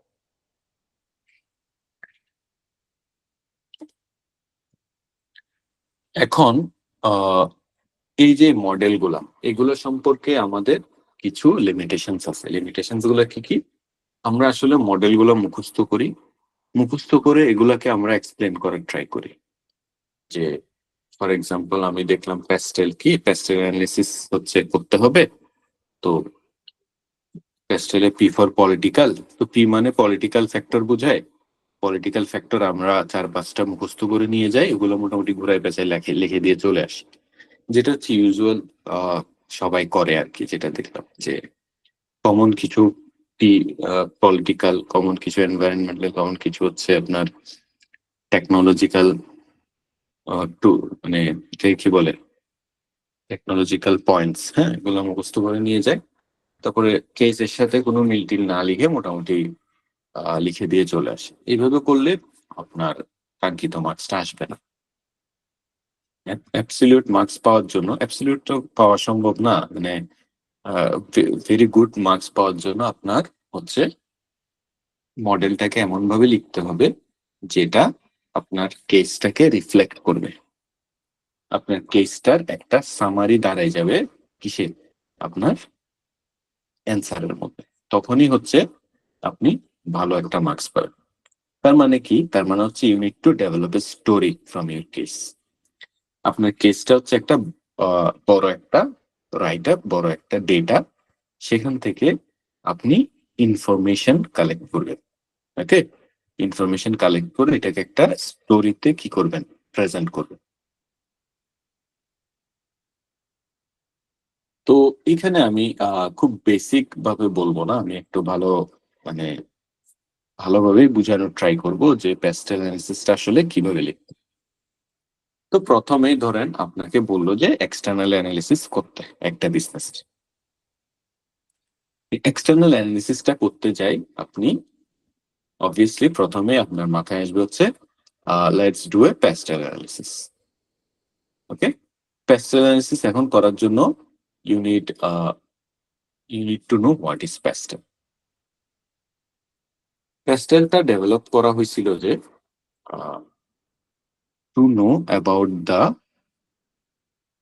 Macro economic information of the industry, যেখানে আপনার ওই স্পেসিফিক প্রোডাক্ট বা স্পেসিফিক কোম্পানিটা কি করে সার্ভাইভ করে, ওই ইন্ডাস্ট্রির ব্রডার এনভায়রনমেন্টটাকে স্টাডি করার জন্য পেস্টেলটা ডেভেলপ করা হয়েছিল। এটা হচ্ছে আপনি শুরুতে লিখবেন এই ধরনের একটা কথা। ওকে, তো এখন কেসের সাথে নিয়ে আসবেন। কেসের সাথে কি নিয়ে আসবেন যে two understand the matter of the case, আপনি কেসের ম্যাটারটা লিখবেন, লিখে from the external point of view. Okay, pastel analysis একটা কনসিডারেবল টুল হইতে পারে। এভাবে লিখে আপনি এবার পেস্টেল অ্যানালিসিসটা 6টা ডাইমেনশন থেকে আপনার ম্যাক্রো ইকোনমিক এনভায়রনমেন্টটাকে কি করে স্টাডি করে, এই 6টা ডাইমেনশন হচ্ছে ফলোইং। এভাবে আপনি লিখলেন। লিখার পরে এখন you talk about the political environment of the industry. এখন পলিটিক্যালের মধ্যে আমরা খুব কমন লিখে ফেলি যে কি পলিটিক্যাল স্টেবিলিটি ভালো না, বা পলিটিক্যাল স্টেবিলিটি কি বলে ভালো। এরপরে হচ্ছে আপনার এই আইন শৃঙ্খলা পরিস্থিতি ভালো না, হ্যাঁ, এগুলো লিখি। বা আইন শৃঙ্খলা পরিস্থিতি দিন দিন অবনতি হচ্ছে, এগুলা লিখি।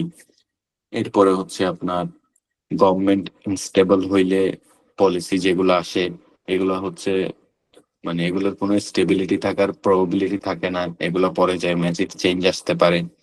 তো এই যে চ্যালেঞ্জেস গুলো আমরা লিখি, এগুলার ডিরেক্ট এভাবে না লিখে আমরা যদি একটু কেসের সাবজেক্ট ম্যাটার ধরে লিখি তাইলে এটা সব থেকে বেশি ভালো। কিভাবে ভালো হবে? পলিটিক্যাল, আপনি যখন পয়েন্টটা লিখবেন আপনি লিখবেন যেভাবে যে ফর এক্সাম্পল কেসে যে বিজনেস মডেলটা বলতেছে, কেসের বিজনেসটা হচ্ছে ফর এক্সাম্পল ধরেন ফর এক্সাম্পল প্লাস্টিকের। ওকে, প্লাস্টিক রিলেটেড কোন একটা বিজনেস। আচ্ছা, এখন তো প্লাস্টিক একটু খুব ওল্ড এক্সাম্পল হয়ে যায়, এখন টেকনোলজি নিয়ে আসে। ওকে, টেকনোলজিক্যাল ইন্ডাস্ট্রি নিয়ে আপনি কথা বলতেছেন। ওকে, তাহলে এখন টেকনোলজিকে পলিটিক্যাল এনভায়রনমেন্টে কেমনে টানবেন, এটা হচ্ছে আপনার চ্যালেঞ্জ। এটার জন্য you need to understand the socio economic situation of the country. Okay, socio economic situation আমাদের দেশে ফর এক্সাম্পল আপনি যদি বাংলাদেশ চিন্তা করেন, আমরা এখনো টেকনোলজিক্যালি পিছিয়ে আছি, রাইট? এটা হচ্ছে একটা নেগেটিভ ইনফরমেশন। আবার আমাদের গভর্নমেন্ট টেকনোলজিকে ডেভেলপ করার জন্য অনেক ইনিশিয়েটিভস নিচ্ছে, বিভিন্ন আইন পাস করতেছে। গভর্নমেন্ট চাচ্ছে যাতে আমাদের ইয়ুথরা টেকনোলজিক্যালি ডেভেলপ করে, এগুলো হচ্ছে পজিটিভ ইনফরমেশন। আপনি যখন এই ধরনের কোয়েশ্চেন লিখবেন always try to focus on the positivities of the information. Okay, তাইলে what you need to write, you need to write যে আমাদের even though the political situation of the country is is unstable due to political pressure from several political parties, but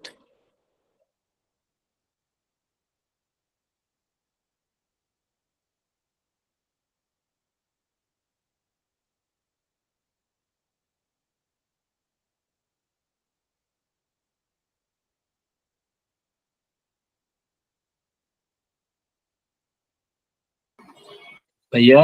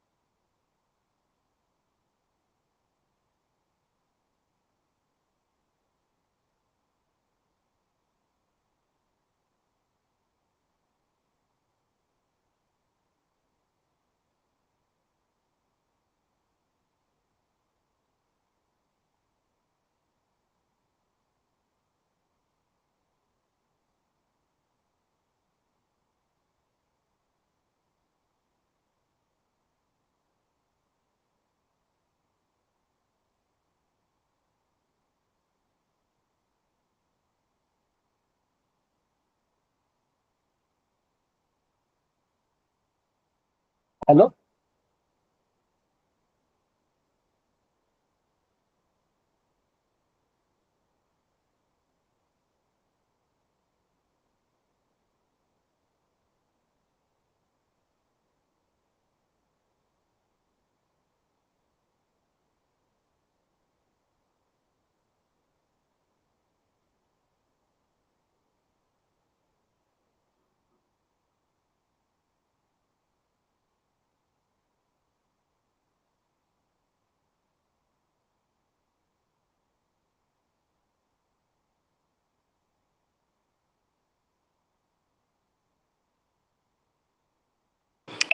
আমি অনেক বেশি আন্তরিকভাবে দুঃখিত, কারণ হচ্ছে আমার যে জবটা এটা কাইন্ড অফ হচ্ছে মানে সেলস রিলেটেড জব। ওকে, সো আমার কিছু ইম্পর্টেন্ট কলস আসে, এগুলো একটু রিসিভ করতে হয়। Really sorry for that. Okay, তো যেখানে ছিলাম সেটা হচ্ছে কি, তাইলে পলিটিক্যালি কেমনে লিখতে হবে। তো আমি যেটা বলতেছিলাম সেটা হচ্ছে কি, আমার সিচুয়েশনটা আনস্টেবল, ওখানে ডিফারেন্ট টাইপস অফ চ্যালেঞ্জেস আছে পলিটিক্যাল পার্টিগুলো থেকে। বাট দ্য গভর্নমেন্ট, যে গভর্নমেন্টে আসুক না কেন, সবসময় তারা টেকনোলজিক্যাল বিজনেসের ডেভেলপমেন্ট নিয়ে পজিটিভলি অ্যাক্ট করে আসছে। এইভাবে একটা ইনফরমেশন আপনাকে রিফ্লেক্ট করতে হবে in that kind of situation. তাইলে যত বেশি আপনি পজিটিভিটি দেখাইতে পারবেন আপনার এক্সাম স্ক্রিপ্টে, এটার হচ্ছে ভ্যালিউ তত বাড়তে থাকে। বিকজ হচ্ছে বিজনেস সবসময় পজিটিভ আউট মানে মাইন্ডসেট নিয়ে চলে। ওকে, যে কোনো বিজনেসের ডেভেলপমেন্ট সবসময় পজিটিভ মাইন্ডসেটে হয়। এই জন্য হচ্ছে দেখবেন যারা অনেক বেশি রিচ পার্সন তারা তাদের পড়াশোনা কম, আর যারা বেশি জানে ওরা ওখানে চাকরি করে, কারণ ওরা এত বেশি জানতে জানতে ওদের মাথায় নেগেটিভিটিস গুলো বেশি আসে। কারোর সাথে যদি ইনভেস্টমেন্ট নিয়ে কথা বলতে যান, ও প্রথমেই চিন্তা করবে রিস্ক। ওকে, কিন্তু একটা লেস এডুকেটেড মানুষ ওর সাথে যখন ইনভেস্টমেন্ট নিয়ে কথা বলবেন, ও প্রথমে চিন্তা করবে প্রফিট। তো এই ব্যাপারগুলোর একটা কি আছে, এই ব্যাপারগুলোর একটা সাইকোলজিক্যাল ব্যাকগ্রাউন্ড আছে। এটার জন্য হচ্ছে আপনি পজিটিভ ইনটেক পজিটিভ ইন্টেন্টটা নিয়ে এই ধরনের কোয়েশ্চেনকে আনসার করেন। তো পলিটিক্যালের মধ্যে এইভাবে হচ্ছে পলিসি রিলেটেড কথা বলতে পারেন, হ্যাঁ, পলিটিক্যাল রিফর্ম রিলেটেড কথা বলতে পারেন। আর প্রত্যেকটা কিন্তু কেসের যে সাবজেক্ট ম্যাটার এটার সাথে লিঙ্ক করে করেই আপনাকে বলতে হবে। এরকম আমাদের পলিটিক্যাল যে এরিয়া, এখানে আমাদের অনেকগুলো পয়েন্ট আপনারা বিজনেস স্ট্র্যাটেজি বই বা এই বইয়ের আরো ডিটেল এগুলো আপনারা পাবেন। ওই পয়েন্টগুলোকে একটু just try to reform by yourself with the subject matter of the case. তো এই জিনিসটা কেমনে প্র্যাকটিস করবেন, প্র্যাকটিস করার জন্য প্যাস্টেল অ্যানালিসিস এর যে কোনো একটা কোয়েশ্চেন আপনারা বের করবেন, বের করে try to solve it with the ideas I am giving you guys. তাইলে এখানে একটা স্ট্রং একটা আপনার গ্রিপ আপনার পাওয়া সম্ভব। তারপর হচ্ছে কি ইকোনমিক। ইকোনমিক কি, ইকোনমিক হচ্ছে কি একটা দেশের economic situation, inflation, interest rate, okay, এরপরে গ্রস ডোমেস্টিক প্রোডাক্টের জিডিপি গ্রোথ রেট, এগুলো হচ্ছে একটা দেশের ইকোনমিক সিচুয়েশন নিয়ে কথা বলে। এখন আপনার কেসে একটা দেশের এই ইকোনমিক ডেটাগুলো দেওয়া আছে, আপনি জাস্ট লিখে দিলেন যে ইন্টারেস্ট রেট, এই দেশের ইন্টারেস্ট রেট বাড়তেছে, ইনফ্লেশন বাড়তেছে, ওকে, জিডিপি গ্রোথ রেট হচ্ছে কমতেছে। এই ইনফরমেশন গুলো কেস থেকে আপনি দেখে দেখে আপনার পয়েন্টে লিখে দিলেন ইকোনমিকের আন্ডারে। তাইলে আপনার হচ্ছে প্রেজেন্টেশনটা হইলো না, আপনি এটা ডেটাতেই রেখে দিলেন, এটা ইনফরমেশন আর কনভার্ট হইলো না। You need to develop the story. তাহলে কিভাবে স্টোরিটা ডেভেলপ করতে হবে, আমি যদি টেকনোলজিক্যাল বিজনেসটাকে মাইন্ডসেটে রাখি, তাহলে আপনি দেখতেছেন যে ইন্টারেস্ট রেট বাড়ছে। ওকে, তাইলে the country's interest rate is increasing gradually every year. Okay, তাহলে which might make the funds available for investment, মানে লোন মোর এক্সপেন্সিভ। ওকে, এটা হচ্ছে ইন্টারেস্ট রেট বাড়ার কারণে লোন এক্সপেন্সিভ হয়ে যেতে পারে, তাইলে ফান্ডিং পাইতে কষ্ট হইতে পারে for the investor. Okay, however many investors in the technology sector of Bangladesh related to foreign direct investment. এটা হচ্ছে একটা ল্যাঞ্জা মেরে জিনিসটাকে পজিটিভ করে দিলেন। ওকে, তো এই ধরনের যে ইনফরমেশন গুলো, এই ধরনের যে লেখাগুলো, এগুলো আপনার লেখাকে বাকিদের থেকে অনেক বেশি রিচ করে দিবে। ওকে, এখন ইনফ্লেশন রিলেটেড ডেটা থাকতে পারে। ইনফ্লেশন রিলেটেড কি ডেটা থাকতে পারে? বাংলাদেশের ইনফ্লেশন হচ্ছে হাইলি ইনক্রিজিং।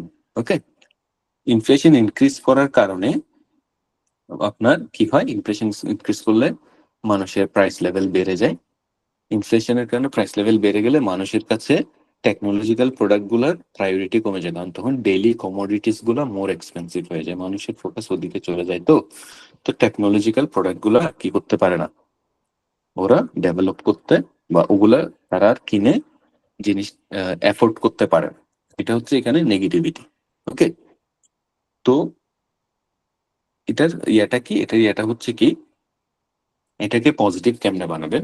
এটাকে পজিটিভ বানানোর জন্য what you need to do is, আমাদের দেশের যে টেকনোলজিক্যাল ইন্ডাস্ট্রি, এটা মানে ইটস কাইন্ড অফ হচ্ছে চিপ। আপনি যদি কম্পেয়ার করেন অন্য দেশের সাথে, তাহলে আমাদের দেশে এই যত বেশি ফ্রিল্যান্সার আছে, ওকে, যত বেশি হচ্ছে আউটসোর্সিং অ্যাপ্লিকেশন ডেভেলপমেন্ট করে আউটসোর্স করে এই ধরনের যতগুলো কোম্পানি আছে, এগুলা কিন্তু অনেক বেশি। আমরা মনে হয় ওয়ার্ল্ডে কত টপ 5 এর মধ্যে আছে এই আউটসোর্সিং ফ্রিল্যান্সিং এগুলাতে। তো এখান থেকে কিন্তু আমার ম্যাসিভ অ্যামাউন্ট অফ কি আমার রেভিনিউ আসতেছে। ওই সেন্সটাকে আপনি এখানে কাজে লাগান।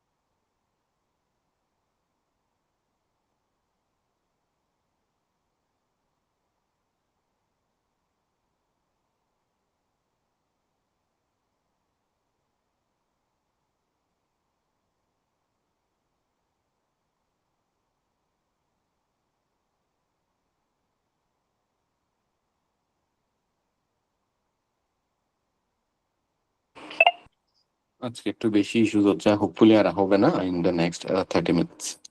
আমি ফ্লাইট মোড অন করে দিচ্ছি।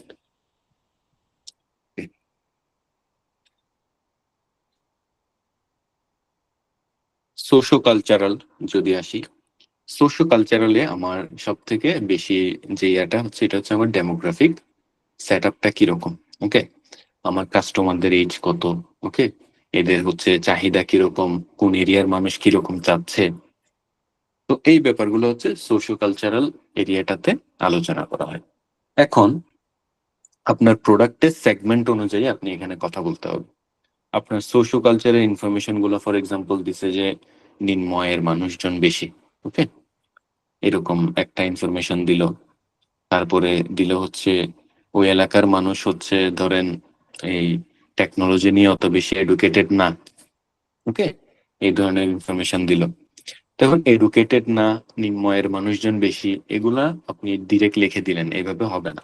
You need to link it with what, you need to link it with the case. এখন এটাকে কেসের সাথে কেমনে লিঙ্ক করবেন? এটাকে কেসের সাথে লিঙ্ক করবেন এরকম, ফর এক্সাম্পল বলতেছে যে কি নিম্নয়ের মানুষজন বেশি, তাহলে নিম্নয়ের মানুষজন যদি বেশি হয়, ওদের জন্য তো টেকনোলজিটা কি হয়ে যাবে? ওদের জন্য টেকনোলজিটা এক্সপেন্সিভ হয়ে যাবে। ওকে, এখন এই টেকনোলজি এক্সপেন্সিভ হইলে ওরা এটা অ্যাফোর্ড করতে পারবে না। তাইলে আইডিয়াটা কি? আইডিয়াটা হচ্ছে বেসিক নিডস ফিল আপ করতে পারে। টেকনোলজিটা শুধুমাত্র ওইটুকু পরিমাণে ডেভেলপ করলে, কম কস্টের মধ্যে ওইটুকু পরিমাণ, যেটুকু পরিমাণে বেসিক নিডস কমপ্লিট হয়ে যাবে একটা পার্সনের ওই অ্যাপের ওই টেকনোলজির, ওইটুকু পরিমাণ ডেভেলপ করে যদি মার্কেট করা যায়, তাহলে নিম্ন আয়ের মানুষজনরা এটা অ্যাফোর্ড করতে পারবে। এই যে এইভাবে আপনার এই জিনিসটাকে এখানে প্রেজেন্ট করতে হবে। এরপর আপনার এইজের রিলেটেড, জেন্ডার রিলেটেড যদি কোনো সেগমেন্টেশন থাকে, আমার আইডিয়াটাই হচ্ছে কি এটাকে আপনার কেসের সাথে লিঙ্ক করে করে ইউনিট টু রাইট, কেসের সাথে লিঙ্ক করে you need to write regarding each of the points of socio cultural. এই পয়েন্টগুলো আপনি যে কোনো এই বইয়ের পরের পোর্শনে অথবা হচ্ছে বিজনেস স্ট্র্যাটেজি বইয়ের মধ্যে অনেকগুলো পয়েন্ট পাবেন রিগার্ডিং সোশিও কালচারাল।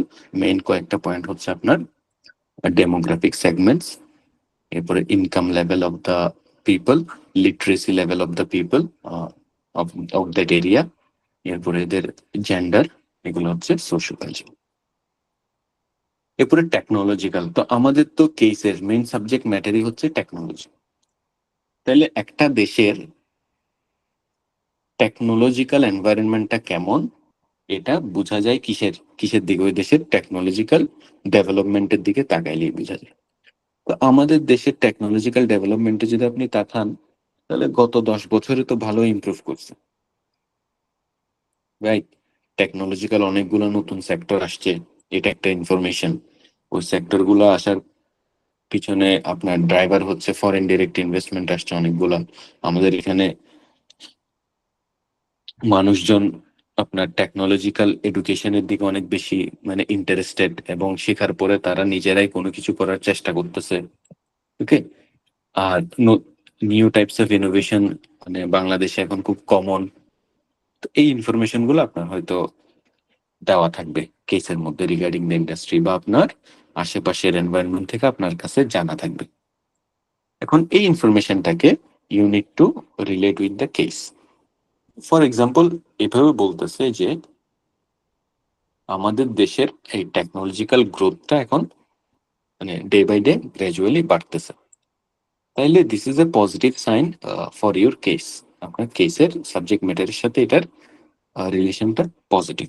তাহলে what you need to write is the technological progress in the industry is increasing gradually. So the ABC company will be able to capitalize this opportunity for future investment. এভাবে করে you need to write it for the technological area. এরপরে হচ্ছে E for environmental protection. Environmental protection হচ্ছে কি টেকনোলজিক্যালের কারণে environmental কি damage আসতে পারে সেটা আগে আপনার জেনে ফেলতে হবে। তাহলে টেকনোলজিক্যাল ওয়েস্ট গুলার কারণে হচ্ছে আপনার এগুলো তো ইজিলি হচ্ছে মাটির সাথে মিশে না, তো এখান থেকে ওয়েস্টেজ আসার কারণে এনভায়রনমেন্টের ক্ষতি হয়। হ্যাঁ, এরপরে বড় বড় মেশিনারিজ চললে এটার থেকে যে পরিমাণ কার্বন ডাইঅক্সাইড উৎপন্ন হয়, এটার কারণে হচ্ছে আমার এয়ার পলিউশন হয়। ওকে, এখান থেকে গার্বেজ আসার কারণে ওয়াটার পলিউশন হয়। তো এগুলা হচ্ছে ইনফরমেশন। আপনি বেশিরভাগ মানুষ এই ইনফরমেশন গুলো লিখে দিয়ে চলে আসে যে এখান থেকে টেকনোলজিক্যাল ওয়েস্ট বের হইতে পারে, টেকনোলজিক্যাল ওয়েস্ট বের হওয়ার কারণে মাটি দূষণ হবে, পানি দূষণ হবে, বায়ু দূষণ হবে, এগুলা লিখে চলে আসে। কেস কিন্তু এটা জানতে চায় নাই, বা পেস্ট অ্যানালিসিস কিন্তু এটা জানতে চায় না। পেস্ট অ্যানালিসিস জানতে চাইছে যে এই দূষণটা যে হয় এটার সাথে আপনার কেসের সম্পর্ক কি, ওই ইন্ডাস্ট্রিটার সম্পর্ক কি, ওই প্রোডাক্টের সম্পর্ক কি, এই সম্পর্কটাকে আপনার একটা স্টোরিতে ডেভেলপ করতে হবে। ফর এক্সাম্পল, আমরা যে টেকনোলজি নিয়ে কথা বলতেছি ওই টেকনোলজিটা হচ্ছে ফর এক্সাম্পল ল্যাপটপ। ওকে, একটা নতুন ল্যাপটপ মডেল নিয়ে আমরা কথা বলতেছি। তাহলে ল্যাপটপ যদি বাজারে আনে তাহলে আমার এনভায়রনমেন্টাল কি কি ড্যামেজ হইতে পারে সেটা আমার আগে জানতে হবে। নাম্বার 1 হচ্ছে কি ওয়েস্টেজ। ওকে, তাইলে ওয়েস্টেজের কারণে এনভায়রনমেন্টাল ড্যামেজ হইতে পারে। তাহলে এনভায়রনমেন্টাল ফ্রেন্ডলি ম্যাটেরিয়াল যদি ইউজ করে ওই ল্যাপটপে, তাইলে ওই এনভায়রনমেন্টাল ড্যামেজটা হবে না।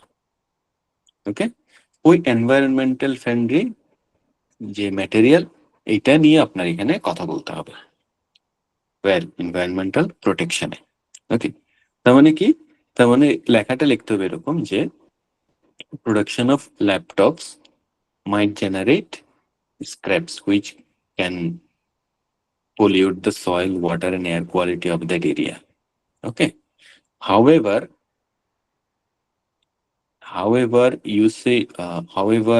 usage of raw materials which are environmental friendly can minimize the risk.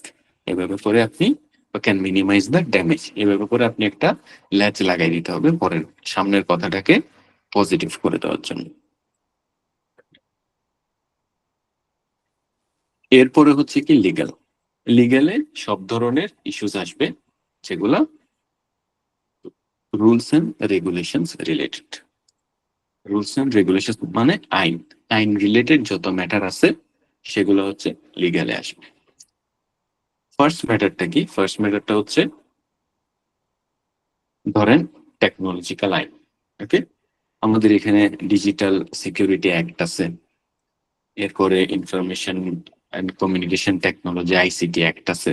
ওকে, এই অ্যাক্ট গুলা ইন্টেলেকচুয়াল প্রপার্টি আপনার নিয়ে অ্যাক্ট আছে। তো এই যে অ্যাক্ট গুলা করা হয়েছে কি জন্য করা হয়েছে? For the safety of the technology in the country. এই ব্যাপারগুলো নিয়ে আপনি লিখবেন। আর এই অ্যাক্টের কারণে এই টেকনোলজিক্যাল বিজনেসে কি কি বেনিফিট হবে সেটাও আপনি একটু করে লাগাই দিতে হবে। For example, digital security act is here to protect the data security of the technology. Okay, so intellectual property law is really stringent in the country, which will safeguard the property patent of the owner. এভাবে করে আপনি লিখতে পারেন। তো এতক্ষণ ধরে প্যাস্টেলের যে পয়েন্টগুলো আমরা আলোচনা করলাম এগুলো হচ্ছে কি এই জন্য আলোচনা করছি যাতে আপনার লেখার মাইন্ডসেটটা চেঞ্জ হয়। আপনি শুধুমাত্র পয়েন্টগুলো দেখে দেখে দেখে দেখে লিখে দিলেন, এটা আপনার প্যাস্টেল অ্যানালিসিস না। আপনাকে এটা এক্সপ্লেন করে লিখতে হবে যে এটা আপনার কেসের সাথে কেন এটা রিলেটেড, কোন দিক দিয়ে রিলেটেড, এবং এটা কিভাবে আপনি ব্যাপারটাকে ওভারকাম করবেন। কারো কোনো প্রশ্ন আছে? আমি অনেকক্ষণ ধরে কথা বলতেছি, সবাই চুপচাপ শুনতেছে। না ভাইয়া, ভালো হচ্ছে, সেই জন্য চুপচাপই শুনছি। Okay, so this is PESTEL analysis. কারো যদি কোনো কোয়েশ্চেন থাকে এটা নিয়ে।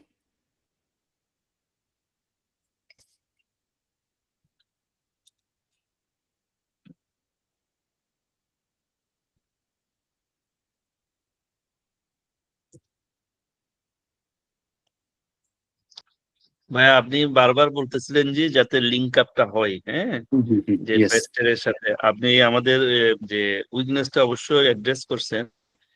আমরা আহ, আমার কাছে যেটা মনে হয় আমরা এই যে মানে গদবাদা লেখাটাই লিখি বারবার, যেটা করে আসি, আর ওই লিঙ্কেজ করতে গিয়ে আসলে আমরা স্মার্টলি মনে হয় লিঙ্কেজটা করতে পারি না আর কি। হ্যাঁ, এইটাকে মানে ইয়ে করার জন্য কি করতে হবে আমাদেরকে? You need আমরা to তো আসলে practice. এর থেকে বের হয়ে আসার উপায় কি আর কি? হ্যাঁ, এর থেকে বের হয়ে আসার উপায় হচ্ছে, যেটা করতে হবে সেটা হচ্ছে একটা কোয়েশ্চেন নেবেন প্যাস্টেলের। হ্যাঁ, প্যাস্টেলের একটা কোয়েশ্চেন নিয়ে ইউ নাও স্টার্ট রাইটিং। এখন লেখার সময় আপনি দেখতেছেন যে আপনি আগের ধাঁচে লিখতে চাচ্ছেন না, কারণ ইউ অলরেডি নো দ্য, মানে যে আগের ধাঁচে লিখলে হবে না। ওকে, নাও প্যাস্টেলের প্রত্যেকটা ইনফরমেশন আপনি নেন। প্যাস্টেলে পলিটিক্যালি কি কি থাকে এই ইনফরমেশনটা আপনি নিয়ে নেন আগের থেকে। নেওয়ার পরে না ওই ইনফরমেশনটা দিয়ে কেস থেকে কোনো একটা টপিককে কিভাবে একটা সেন্টেন্স বানানো যায় এটা আপনি একটা ট্রাই করেন। Okay, it will take time, আপনি এটা ধরেন 20 মিনিটের একটা question. Okay, but you need to take 1 hour for that. 1 ঘন্টা নিয়ে আপনি এটা লেখেন। লেখার পরে নাও ইউ রিড যে আপনার এটা আপনার মন মতো হয়েছে কিনা আপনি একটু দেখেন। এভাবে করে যখন আপনি 2-3টা কোয়েশ্চেন ফর এসবিএম, আমি ফার্স্ট ওরিয়েন্টেশন ক্লাসে বলছিলাম everyday 1 hour you need to write, নাইলে এসবিএম হবেই না। পড়ালেখা করে রিডিং পড়ে গিয়ে এসবিএম পরীক্ষা দেওয়া কখনোই সম্ভব না। এভরিডে 1 ঘন্টা, মিনিমাম 1 ঘন্টা লিখতেই হবে। এটা আপনি অফিসে বসে লেখেন, বাসায় লেখেন, 1 ঘন্টা লিখতেই হবে। আমরা সামহাও 1 ঘন্টা আমরা বের করতে পারি চাইলে। ওকে, রাইট।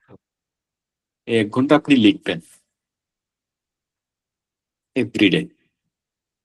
আজকে যদি ফর এক্সাম্পল একদিন যদি 1 ঘন্টা লেখা মিস হয়ে যায়, আপনার গিলটি ফিল হইতে হবে, এই ধরনের সিচুয়েশন। ওকে, রাইট।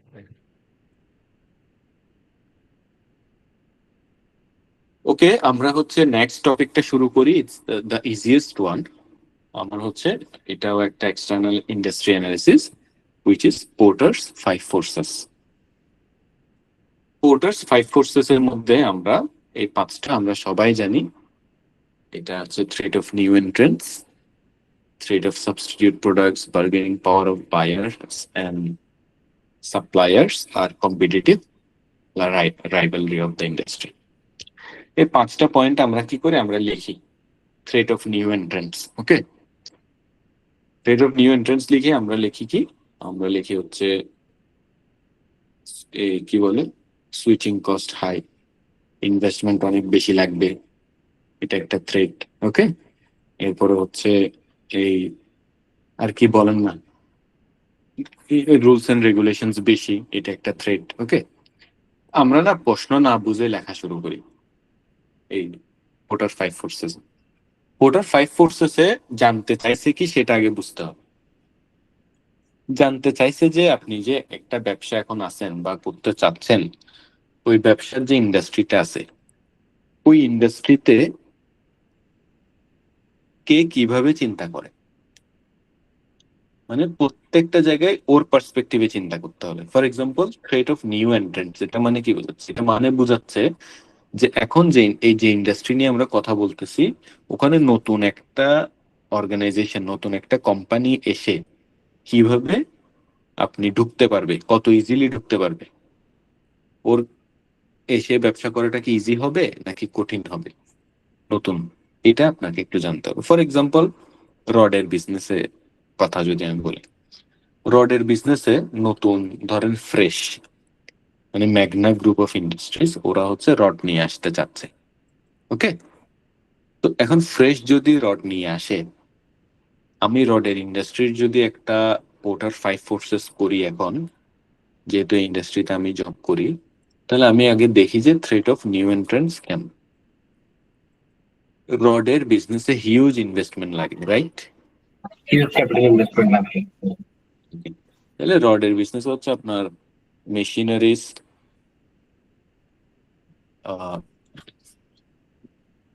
অনেক হেভি হেভি মেশিনারিজ আপনার বসাইতে হবে, অনেক সেট আপ করতে হবে, অনেক লোকবল লাগবে। সো ইউনিটেড ম্যাসিভ ইনভেস্টমেন্ট, এটা হচ্ছে আপনার একটা কি, এটা একটা থ্রেট। ওকে, এখন এই থ্রেটটা যদি আমি ম্যাগনা গ্রুপ অফ ইন্ডাস্ট্রিজের পার্সপেক্টিভে চিন্তা করি, তাইলে 1000-2000 কোটি টাকা কি ওর জন্য কোনো বিষয়?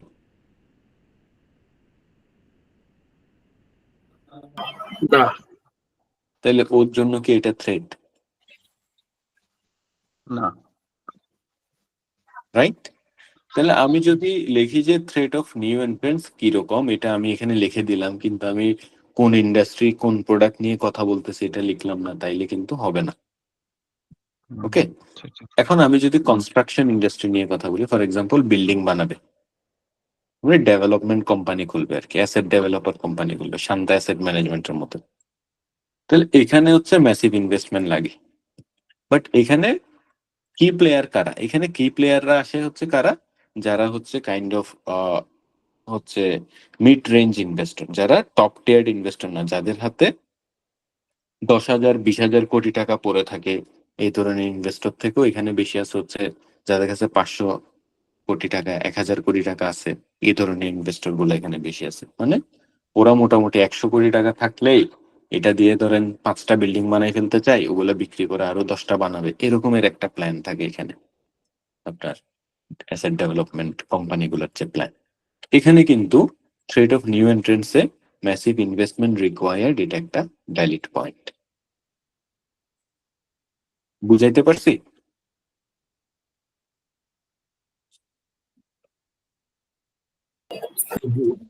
তাইলে depending on the validity of the points আপনার এখানে বসাইতে হবে যে আপনি কোন ইন্ডাস্ট্রি, কোন প্রোডাক্ট, কোন কম্পিটিটর, কোন কি প্লেয়ার নিয়ে আপনি কথা বলতেছেন। তাইলে থ্রেট অফ নিউ এন্ট্রেন্স আপনি যখন লিখবেন, তখন আপনার দেখতে হবে যে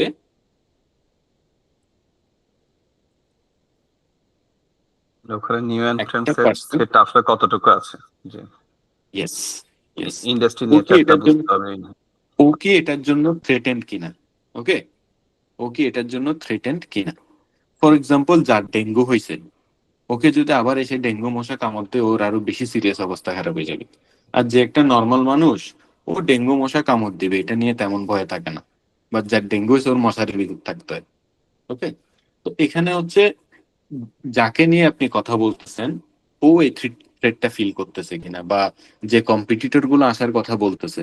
এখন যদি ফর এক্সাম্পল এটা কি বলে, এই যে বললাম যে বসুন্ধরা গ্রুপ যদি রড বানাইতে আসে, ওকে, তো এটা থ্রেট অফ নিউ এন্ট্রেন্ট বলা যাবে না। কারণ ও যদি বলে যে আমি রড বানাবো, ও বানাই ফেলবে, ওর এত থ্রেট দেখার দরকার নেই।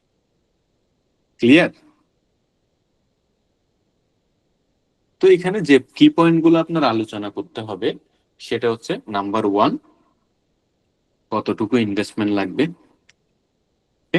নাম্বার 2, সেট আপ, যে জিনিসটা এটা কমপ্লেক্স কিনা ওখানে। এরপরে রুলস এন্ড রেগুলেশনস গুলা হাই কিনা, বা বেশি স্ট্রিনজেন্ট কিনা, স্ট্রিক্ট রুলস এন্ড রেগুলেশনস কিনা।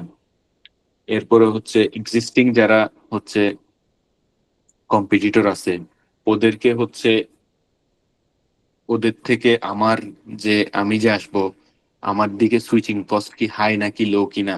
ওকে, তো এই ব্যাপারগুলো হচ্ছে থ্রেট অফ নিউ এন্ট্রেন্স এর কি পয়েন্টস। এগুলাকে আপনি কেসের সাথে রিলেট করে লিখতে হবে যে হ্যাঁ, massive investment is required, but depending on the availability of the funds of the investor, this may vary. Okay, এটা একটা পয়েন্ট।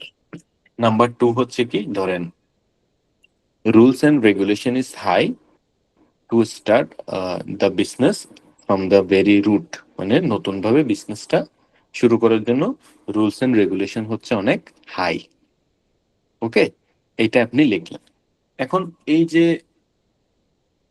পয়েন্টটা লিখলেন, এটার কারণে আপনার ইন্টেন্টটা কি হচ্ছে, ইন্টেন্টটা হচ্ছে কি, এটা একটা নেগেটিভিটি, মানে এটা থ্রেডটাকে কি বলতেছে, লুজ করতেছে, রাইট, থ্রেডটাকে লো করতেছে, কারণ আপনি অলরেডি এক্সিস্টিং বিজনেস আছেন। আমি এটা বুঝাইতে পারছি কিনা, এটার জন্য আমি একটু লিখি।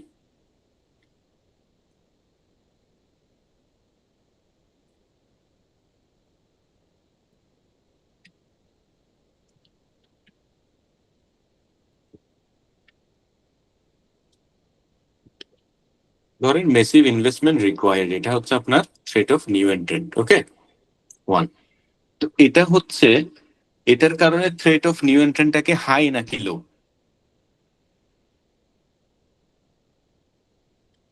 লো, লো, হবে। লো, রাইট। এই লোটা আপনার জি। বুঝতে হবে, বুঝে গেছে? Massive investment required this industry, এর ইন্ডাস্ট্রির নামটা লিখবেন।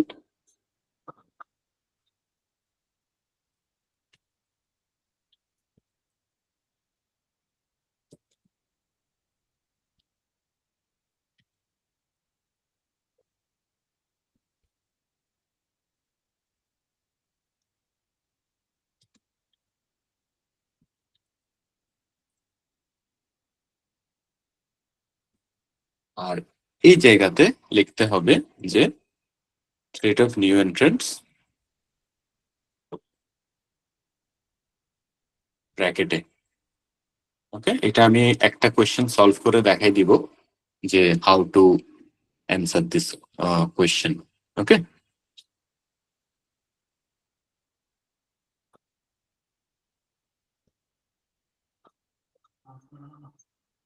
ওকে,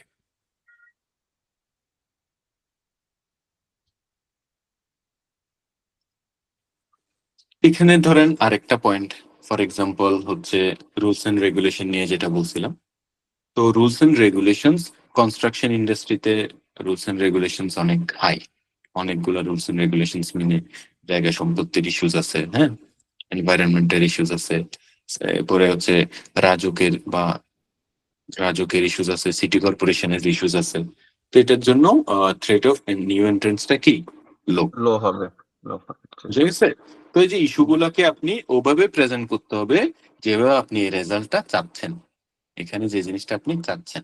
ওকে, তো আপনার আগে দেখাইতে হবে যে আপনি ইন্ডাস্ট্রিটাকে কি লুক্রেটিভ দেখাইতে চাচ্ছেন, মানে এটাকে কি একটা ফেভারেবল পজিটিভ ইন্ডাস্ট্রি দেখাইতে চাচ্ছেন নাকি নেগেটিভ ইন্ডাস্ট্রি দেখাইতে চাচ্ছেন, এটা আপনার আগে মাথায় সেট করতে হবে depending on the business. But আমি সবসময় অলওয়েজ বলি যে try to show positivity in the business. বুঝা গেছে? তো ডিপেন্ডিং অন দ্যাট আপনার এটাকে লো আনতে হবে না। আপনি যদি দেখাতে চান যে ব্যবসাটা ভালো,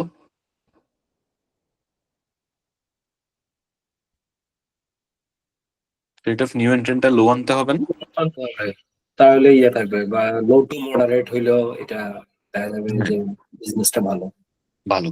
তো সেক্ষেত্রে আমার এই পয়েন্টগুলো ওভাবেই লিখতে হবে। আপনি থ্রেট অফ নিউ এন্ট্রেন্স দেখাচ্ছেন লো, কিন্তু আপনার পয়েন্টগুলো ওটাকে সাপোর্ট করতেছে না, তাইলে হবে না। বুঝা গেছে? এটাই হচ্ছে আমাদের মিস্টেক। আমি হয়তো দেখাইলাম যে 5টা পয়েন্ট আমি লিখে দিলাম, মানে একটা পয়েন্ট লো, আরেকটা পয়েন্ট হাই, আরেকটা পয়েন্ট মডারেট, 5 ধরনের পয়েন্ট আপনার আর্গুমেন্টটাকে সাপোর্ট করতেছে না, তাহলে আপনি কোনো এখান থেকে কোনো কনক্লুশন ড্র করতে পারবেন না। আমি কি ক্লিয়ার আমার পয়েন্টে? জি, জি, মানে আপনি বলতে চাচ্ছেন যেহেতু আমি এটাকে পজিটিভিটিতে নিচ্ছি, সো আমার 5টা পয়েন্টের ওই রিলিভেন্সটুকু থাকতে হবে। অফকোর্স ওই রিলেভেন্সটুকু থাকতে হবে যে এখানে থ্রেট অফ নিউ এন্ট্রেন্সটা লো।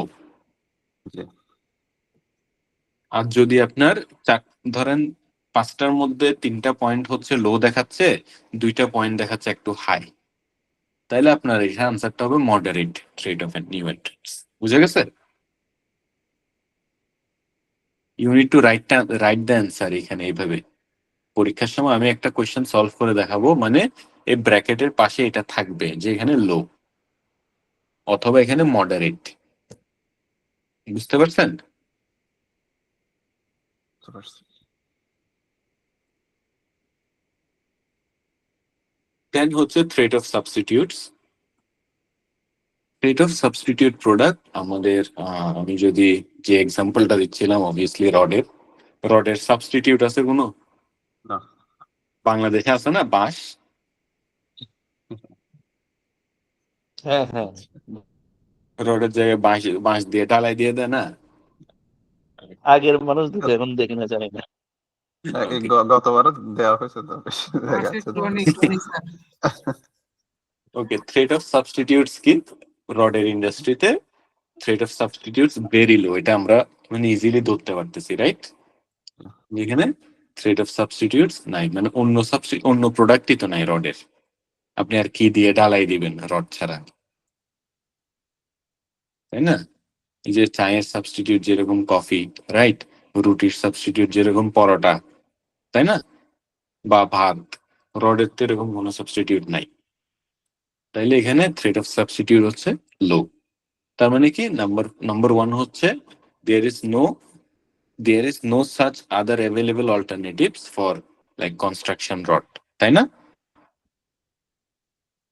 ওকে, তারপরে সাবস্টিটিউটের ক্ষেত্রে সুইচিং কস্ট। আচ্ছা, আপনি 2টা ফ্লোর রড দিয়ে করছেন, আরেকটা ফ্লোর কি আরেকটা সাবস্টিটিউট প্রোডাক্ট দিয়ে করতে পারবেন? ধরেন এখানে আপনি আরেকটা সাবস্টিটিউট প্রোডাক্ট, আপনি 2টা ফ্লোর রড দিয়ে করছেন, আরেকটা ফ্লোর আপনি কাঠ দিয়ে করতে চাচ্ছেন, ওকে? তো সেক্ষেত্রে আপনার সুইচিং কস্টটা বিবেচনা করতে হবে। তো এখানে আমি হাইপোথেটিক্যালি ধরে নিলাম যে আরেকটা ফ্লোর যদি কাঠ দিয়ে করেন তাহলে আপনার সুইচিং কস্টটা ধরেন হাই, বা আপনি রডের থেকে যদি অন্য কোনো এক্সপেন্সিভ প্রোডাক্টে আপনি সুইচ করতে যান আপনার সুইচিং কস্টটা হাই। তাহলে এখানে unit to talk about the switching cost to another product. মানে আমি এখন চা খাচ্ছি, তাহলে আমি যদি কফিতে মুভ করতে যাই, coffee is a substitute of T for example, তাহলে কফিতে মুভ করতে যাই আমার সুইচিং কস্ট কি বেড়ে যাবে না কমে যাবে? বেড়ে যাবে। বেড়ে যাবে। তাহলে ওই সুইচিং কস্টটা দেখতে হবে যে আমি একটা প্রোডাক্ট থেকে যদি আরেকটা প্রোডাক্টে মুভ করি, মানে সাবস্টিটিউট প্রোডাক্টে মুভ করি, আমি যদি আমার গাড়িতে গ্যাসের বদলে এখন অকটেনে আমি মুভ করি, আমার সুইচিং কস্ট বেড়ে যাবে। আর আমি যদি অকটেনে থাকি, আমি যদি গ্যাসে মুভ করি, আমার সুইচিং কস্ট কমে যাবে। তাহলে এই ধরনের স্পেসিফিক কথাবার্তা আপনার এক্সামের মধ্যে বলতে হবে। বুঝা গেছে? জি জি আর আপনাকে এখানেও লিখতে হবে যে আপনি এখানে কি বিলিভ করেন। You believe to be the threat of substitutes is low, right? কারণ থ্রেট অফ সাবস্টিটিউটস লো হইলে এই বিজনেসটা লুক্রেটিভ। ঠিক আছে? জি এরপরে আমি চলে যাচ্ছি হচ্ছে কম্পিটিটিভ রাইভালরি। একটা ব্যবসাতে যত বেশি কম্পিটিশন থাকে তত ভালো, নাকি যত কম কম্পিটিশন থাকে তত ভালো? কম্পিটিশন যত কম থাকে তত ভালো, মানে একটা সেন্সে। এটা ডিপেন্ড করে হচ্ছে কি, ফর এক্সাম্পল আমি যদি বলি এই আইফোনের কোনো কম্পিটিটর আছে?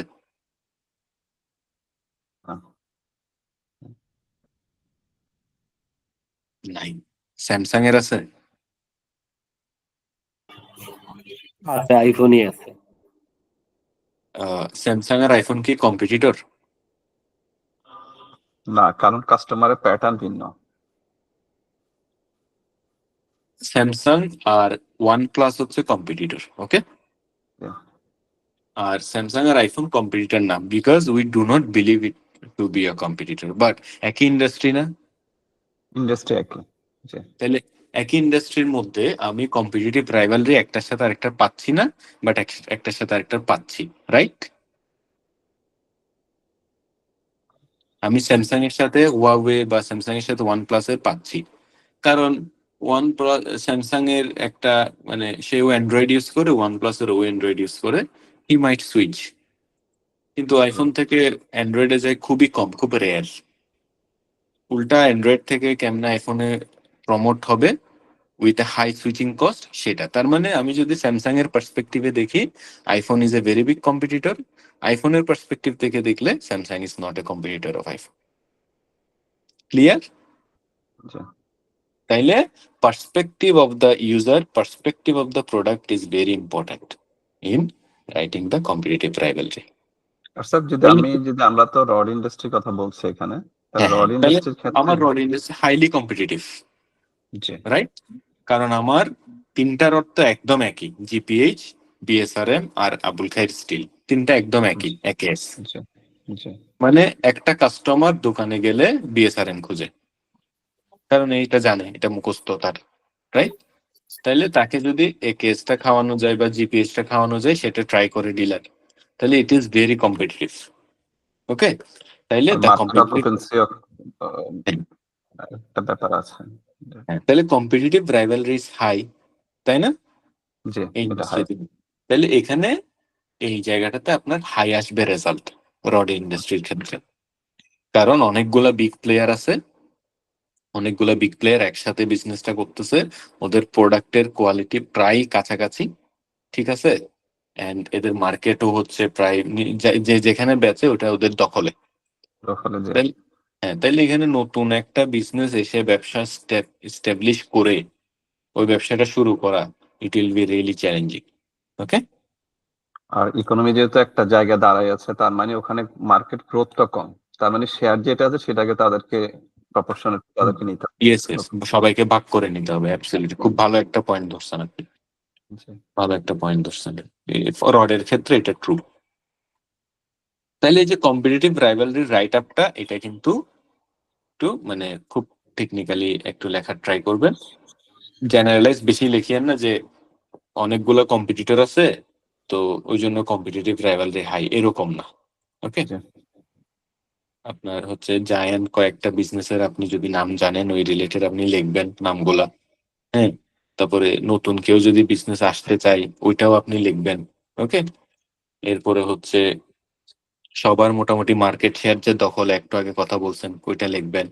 মার্কেট স্টেবল থাকলে মার্কেট শেয়ার যে প্রপোর্শনেট করে আপনি একটু আগে বলছেন নিতে হবে, সেটা আপনি লিখবেন। কম্পিটিটিভ রাইভালরিতে এই পয়েন্টগুলো লিখে আপনি রেজাল্ট দিবেন হচ্ছে হাই অথবা লো। বুঝা গেছে? জি বার্গেনিং পাওয়ার অফ কাস্টমার্স, এটা বেশি হইলে ভালো না কম হইলে ভালো? কাস্টমারের বার্গেনিং পাওয়ার কম হলে ভালো, বাট এখানে তো একটু বেশি হবে যেহেতু আমার বেশি আমার যেহেতু রাইভেলের। কম্পিটিটর বেশি, জি হ্যাঁ, বাট কাস্টমারের বার্গেনিং পাওয়ার বেশি হইলে ভালো না কম হইলে ভালো, এটা হচ্ছে ও কোন প্রোডাক্টটার কেনার মাইন্ডসেট নিয়ে আসছে সেটার উপর ডিপেন্ড করতেছে। ওকে, সেটা ডিপেন্ড করছে যে ও যদি ঠিক করে আসে যে বিএসআরএম কিনবে, তার মানে ওর বার্গেনিং পাওয়ার অলরেডি কি লো, তাই না? ও যদি ঠিক করে আসে যে একটা রড কিনবে গ্রেডের, তখন ওর বার্গেনিং পাওয়ার হাই, সে এখন কোনটা কিনবে, right? So depending on the customers demand, customers preference of the brand, এই জিনিসটা এখানে ইউজ করতে হবে যে depending on the customers preference of the brand, the bargaining power might vary. Okay. However, for the construction rod industry, আপনি এখন 1 number point লিখবেন যে there are many brands available for the customers, so the bargaining power of customers might be high. Okay. এভাবে লিখতে হবে, খুব technical, একদম direct কোনো অ্যাবসলিউট আনসার নেই এখানে, বুঝা গেছে? জি। আর বার্গেনিং পাওয়ার অফ সাপ্লায়ার্স এটাও লো, কারণ অনেকগুলা সাপ্লায়ার আছে এখানে ক্লিংকারের, মানে রডের। রডের যে ক্লিংকার না, এটা হচ্ছে আপনার স্ক্র্যাপ, সরি স্ক্র্যাপটা, যে স্ক্র্যাপ যে হ্যাঁ, স্ক্র্যাপের অনেক সাপ্লায়ার আছে, তো ওদের ওখানেও বার্গেনিং পাওয়ারটা কি লো। ঠিক আছে, যেহেতু ইন্টারন্যাশনাল সোর্সিং করে ম্যাক্সিমাম ক্ষেত্রে এটা মানে এক্স্যাক্টলি মোটামুটি জি জি এক্স্যাক্টলি ইন্টারন্যাশনাল সোর্সিং করে আনতে অনেকগুলো অ্যাভেলেবল অপশনস থাকে, ওদের রেটটা মোটামুটি আপডেট থাকে। ওকে, ওদের ইন্টারন্যাশনাল একটা স্ক্র্যাপের রেট আছে, ওই রেটে ওদের মোটামুটি সেল করতে হয়, বেশ কম তেমন করতে পারে না। সো এখানে বার্গেনিং পাওয়ার অফ সাপ্লায়ার্স, তার মানে এখানে দেখতে হবে যে সাপ্লায়ারদের কোনো অ্যাসোসিয়েশন আছে কিনা। ওকে, ওরা কি সেন্ট্রালি কন্ট্রোলড কিনা, সেন্ট্রালি হ্যাঁ। কন্ট্রোলড হইলেই বার্গেনিং পাওয়ারটা বেড়ে যাবে। ওকে, আর যদি ইন্ডিপেন্ডেন্ট সাপ্লায়ার হয় তাইলে বার্গেনিং পাওয়ারটা কমে যাবে, বুঝা গেছে? জি জি তো এই ব্যাপারগুলোকে এখানে এনে দেখতে হবে, and you need to find out the result. Bargaining power of suppliers low হইলে ভালো। এখন আমি এই 5টাতে পাইলাম যে রেট অফ রাইভালরি হচ্ছে, মানে কম্পিটিটিভ রাইভালরি হচ্ছে হাই, হাই জি বার্গেনিং পাওয়ার অফ কাস্টমার্স হচ্ছে ফর এক্সাম্পল মডারেট, বিকজ আমি দুইটা সিচুয়েশন বলছি এখানে, তাই না? বলছি জি জি moderate bargaining power of suppliers হচ্ছে low, low rate of substitutes হচ্ছে low, low rate of new entrants হচ্ছে লো, রাইট? লো জি মানে এইভাবে একটা কনক্লুশন টানলেন, from the overall analysis we have found that এটা এরকম, এটা এরকম, এটা এরকম। হ্যাঁ, মানে that means the industry is lucrative for the initiation of the business, right? Business Therefore you need to conclude, sorry. তো এই নিজের রাইট আপটা অবভিয়াসলি এখানে যে পয়েন্ট লেখাগুলো লিখবেন, প্যাস্টেলের ক্ষেত্রেও আর পোর্টারের ক্ষেত্রেও প্রত্যেকটা লেখা পয়েন্ট ফরম্যাটে লিখবেন, বুলেট পয়েন্টে, ঠিক আছে? জি আর প্রত্যেকটার একটা করে আপনি ইন্ট্রোডাকশন দিবেন, এই আর কি। এরপরে কনক্লুশনে মানে আপনি ওভারঅল কি পাইছেন সেটা লিখে আপনার রিকমেন্ডেশনটা লিখে দিবেন।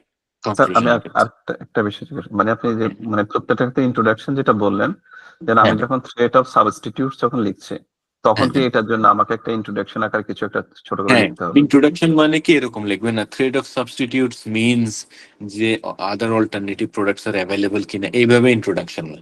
ওকে, threat of substitutes, there are not many substitutes, there are not many visible substitutes for construction rod materials. Okay, জি জি এইভাবে করে একটা লেখা লিখলেন। ওকে, however the following might differ the G. statement, এভাবে করে এখন পয়েন্ট গুলা দিলেন। এটা হচ্ছে ইন্ট্রোডাকশন বলতেছি আমি। ওকে, জি জি জি যেমন আপনি প্রথম লাইনে আপনি একটা মেরে দিলেন যে এখানে লো হইতে যাচ্ছে, জি মানে প্রাইভেট একটা ইন্ডিকেশন ইনফরমেশন। তো ইন্ডিকেটিভ ইনফরমেশন, এমন না যে থ্রেট অফ নিউ এন্ট্রেন্ট কি এটা এক্সপ্লেন করলেন এক লাইনে, এটা না, বুঝতে পারছেন? জি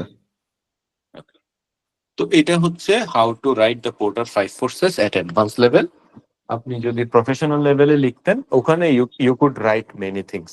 ওকে, ওখানে আপনি হচ্ছে এখানে ডেফিনেশন দিয়ে সুন্দর করে লিখতেন। আপনার এখানে এত টাইম নাই, আপনি এখানে ডিরেক্ট হচ্ছে আপনি অ্যানালিসিসে ঢুকে যাবেন। ক্লিয়ার? তাহলে এই পোর্টার ফাইট ফোর্সেস নিয়ে আর প্যাস্টেল নিয়ে আই হোপ, মানে আমি এক্সামে কিভাবে লিখতে হবে আমি সবসময় ওইটা নিয়ে আলোচনা করছি আজকে।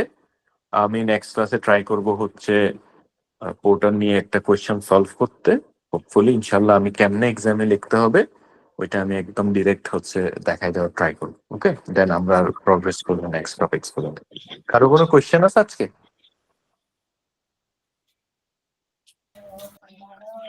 আমরা কি প্র্যাকটিস করব প্রিভিয়াস কোশ্চেন দিয়ে না ডাইরেক্ট ম্যানুয়াল থেকে? ডিরেক্ট ম্যানুয়াল থেকে যে রিলেভেন্ট কোয়েশ্চেন গুলো আছে ম্যানুয়ালে ওগুলো আপনি প্র্যাকটিস করবেন। ওকে, প্রিভিয়াস এর কোয়েশ্চেন আপাতত প্রথমে 1 মাস যাওয়ার দরকার নেই। ঠিক আছে, ঠিক আছে। Thank you so much everyone. If you guys have not আসসালামু আলাইকুম। Thank you sir. আসসালামু আলাইকুম। no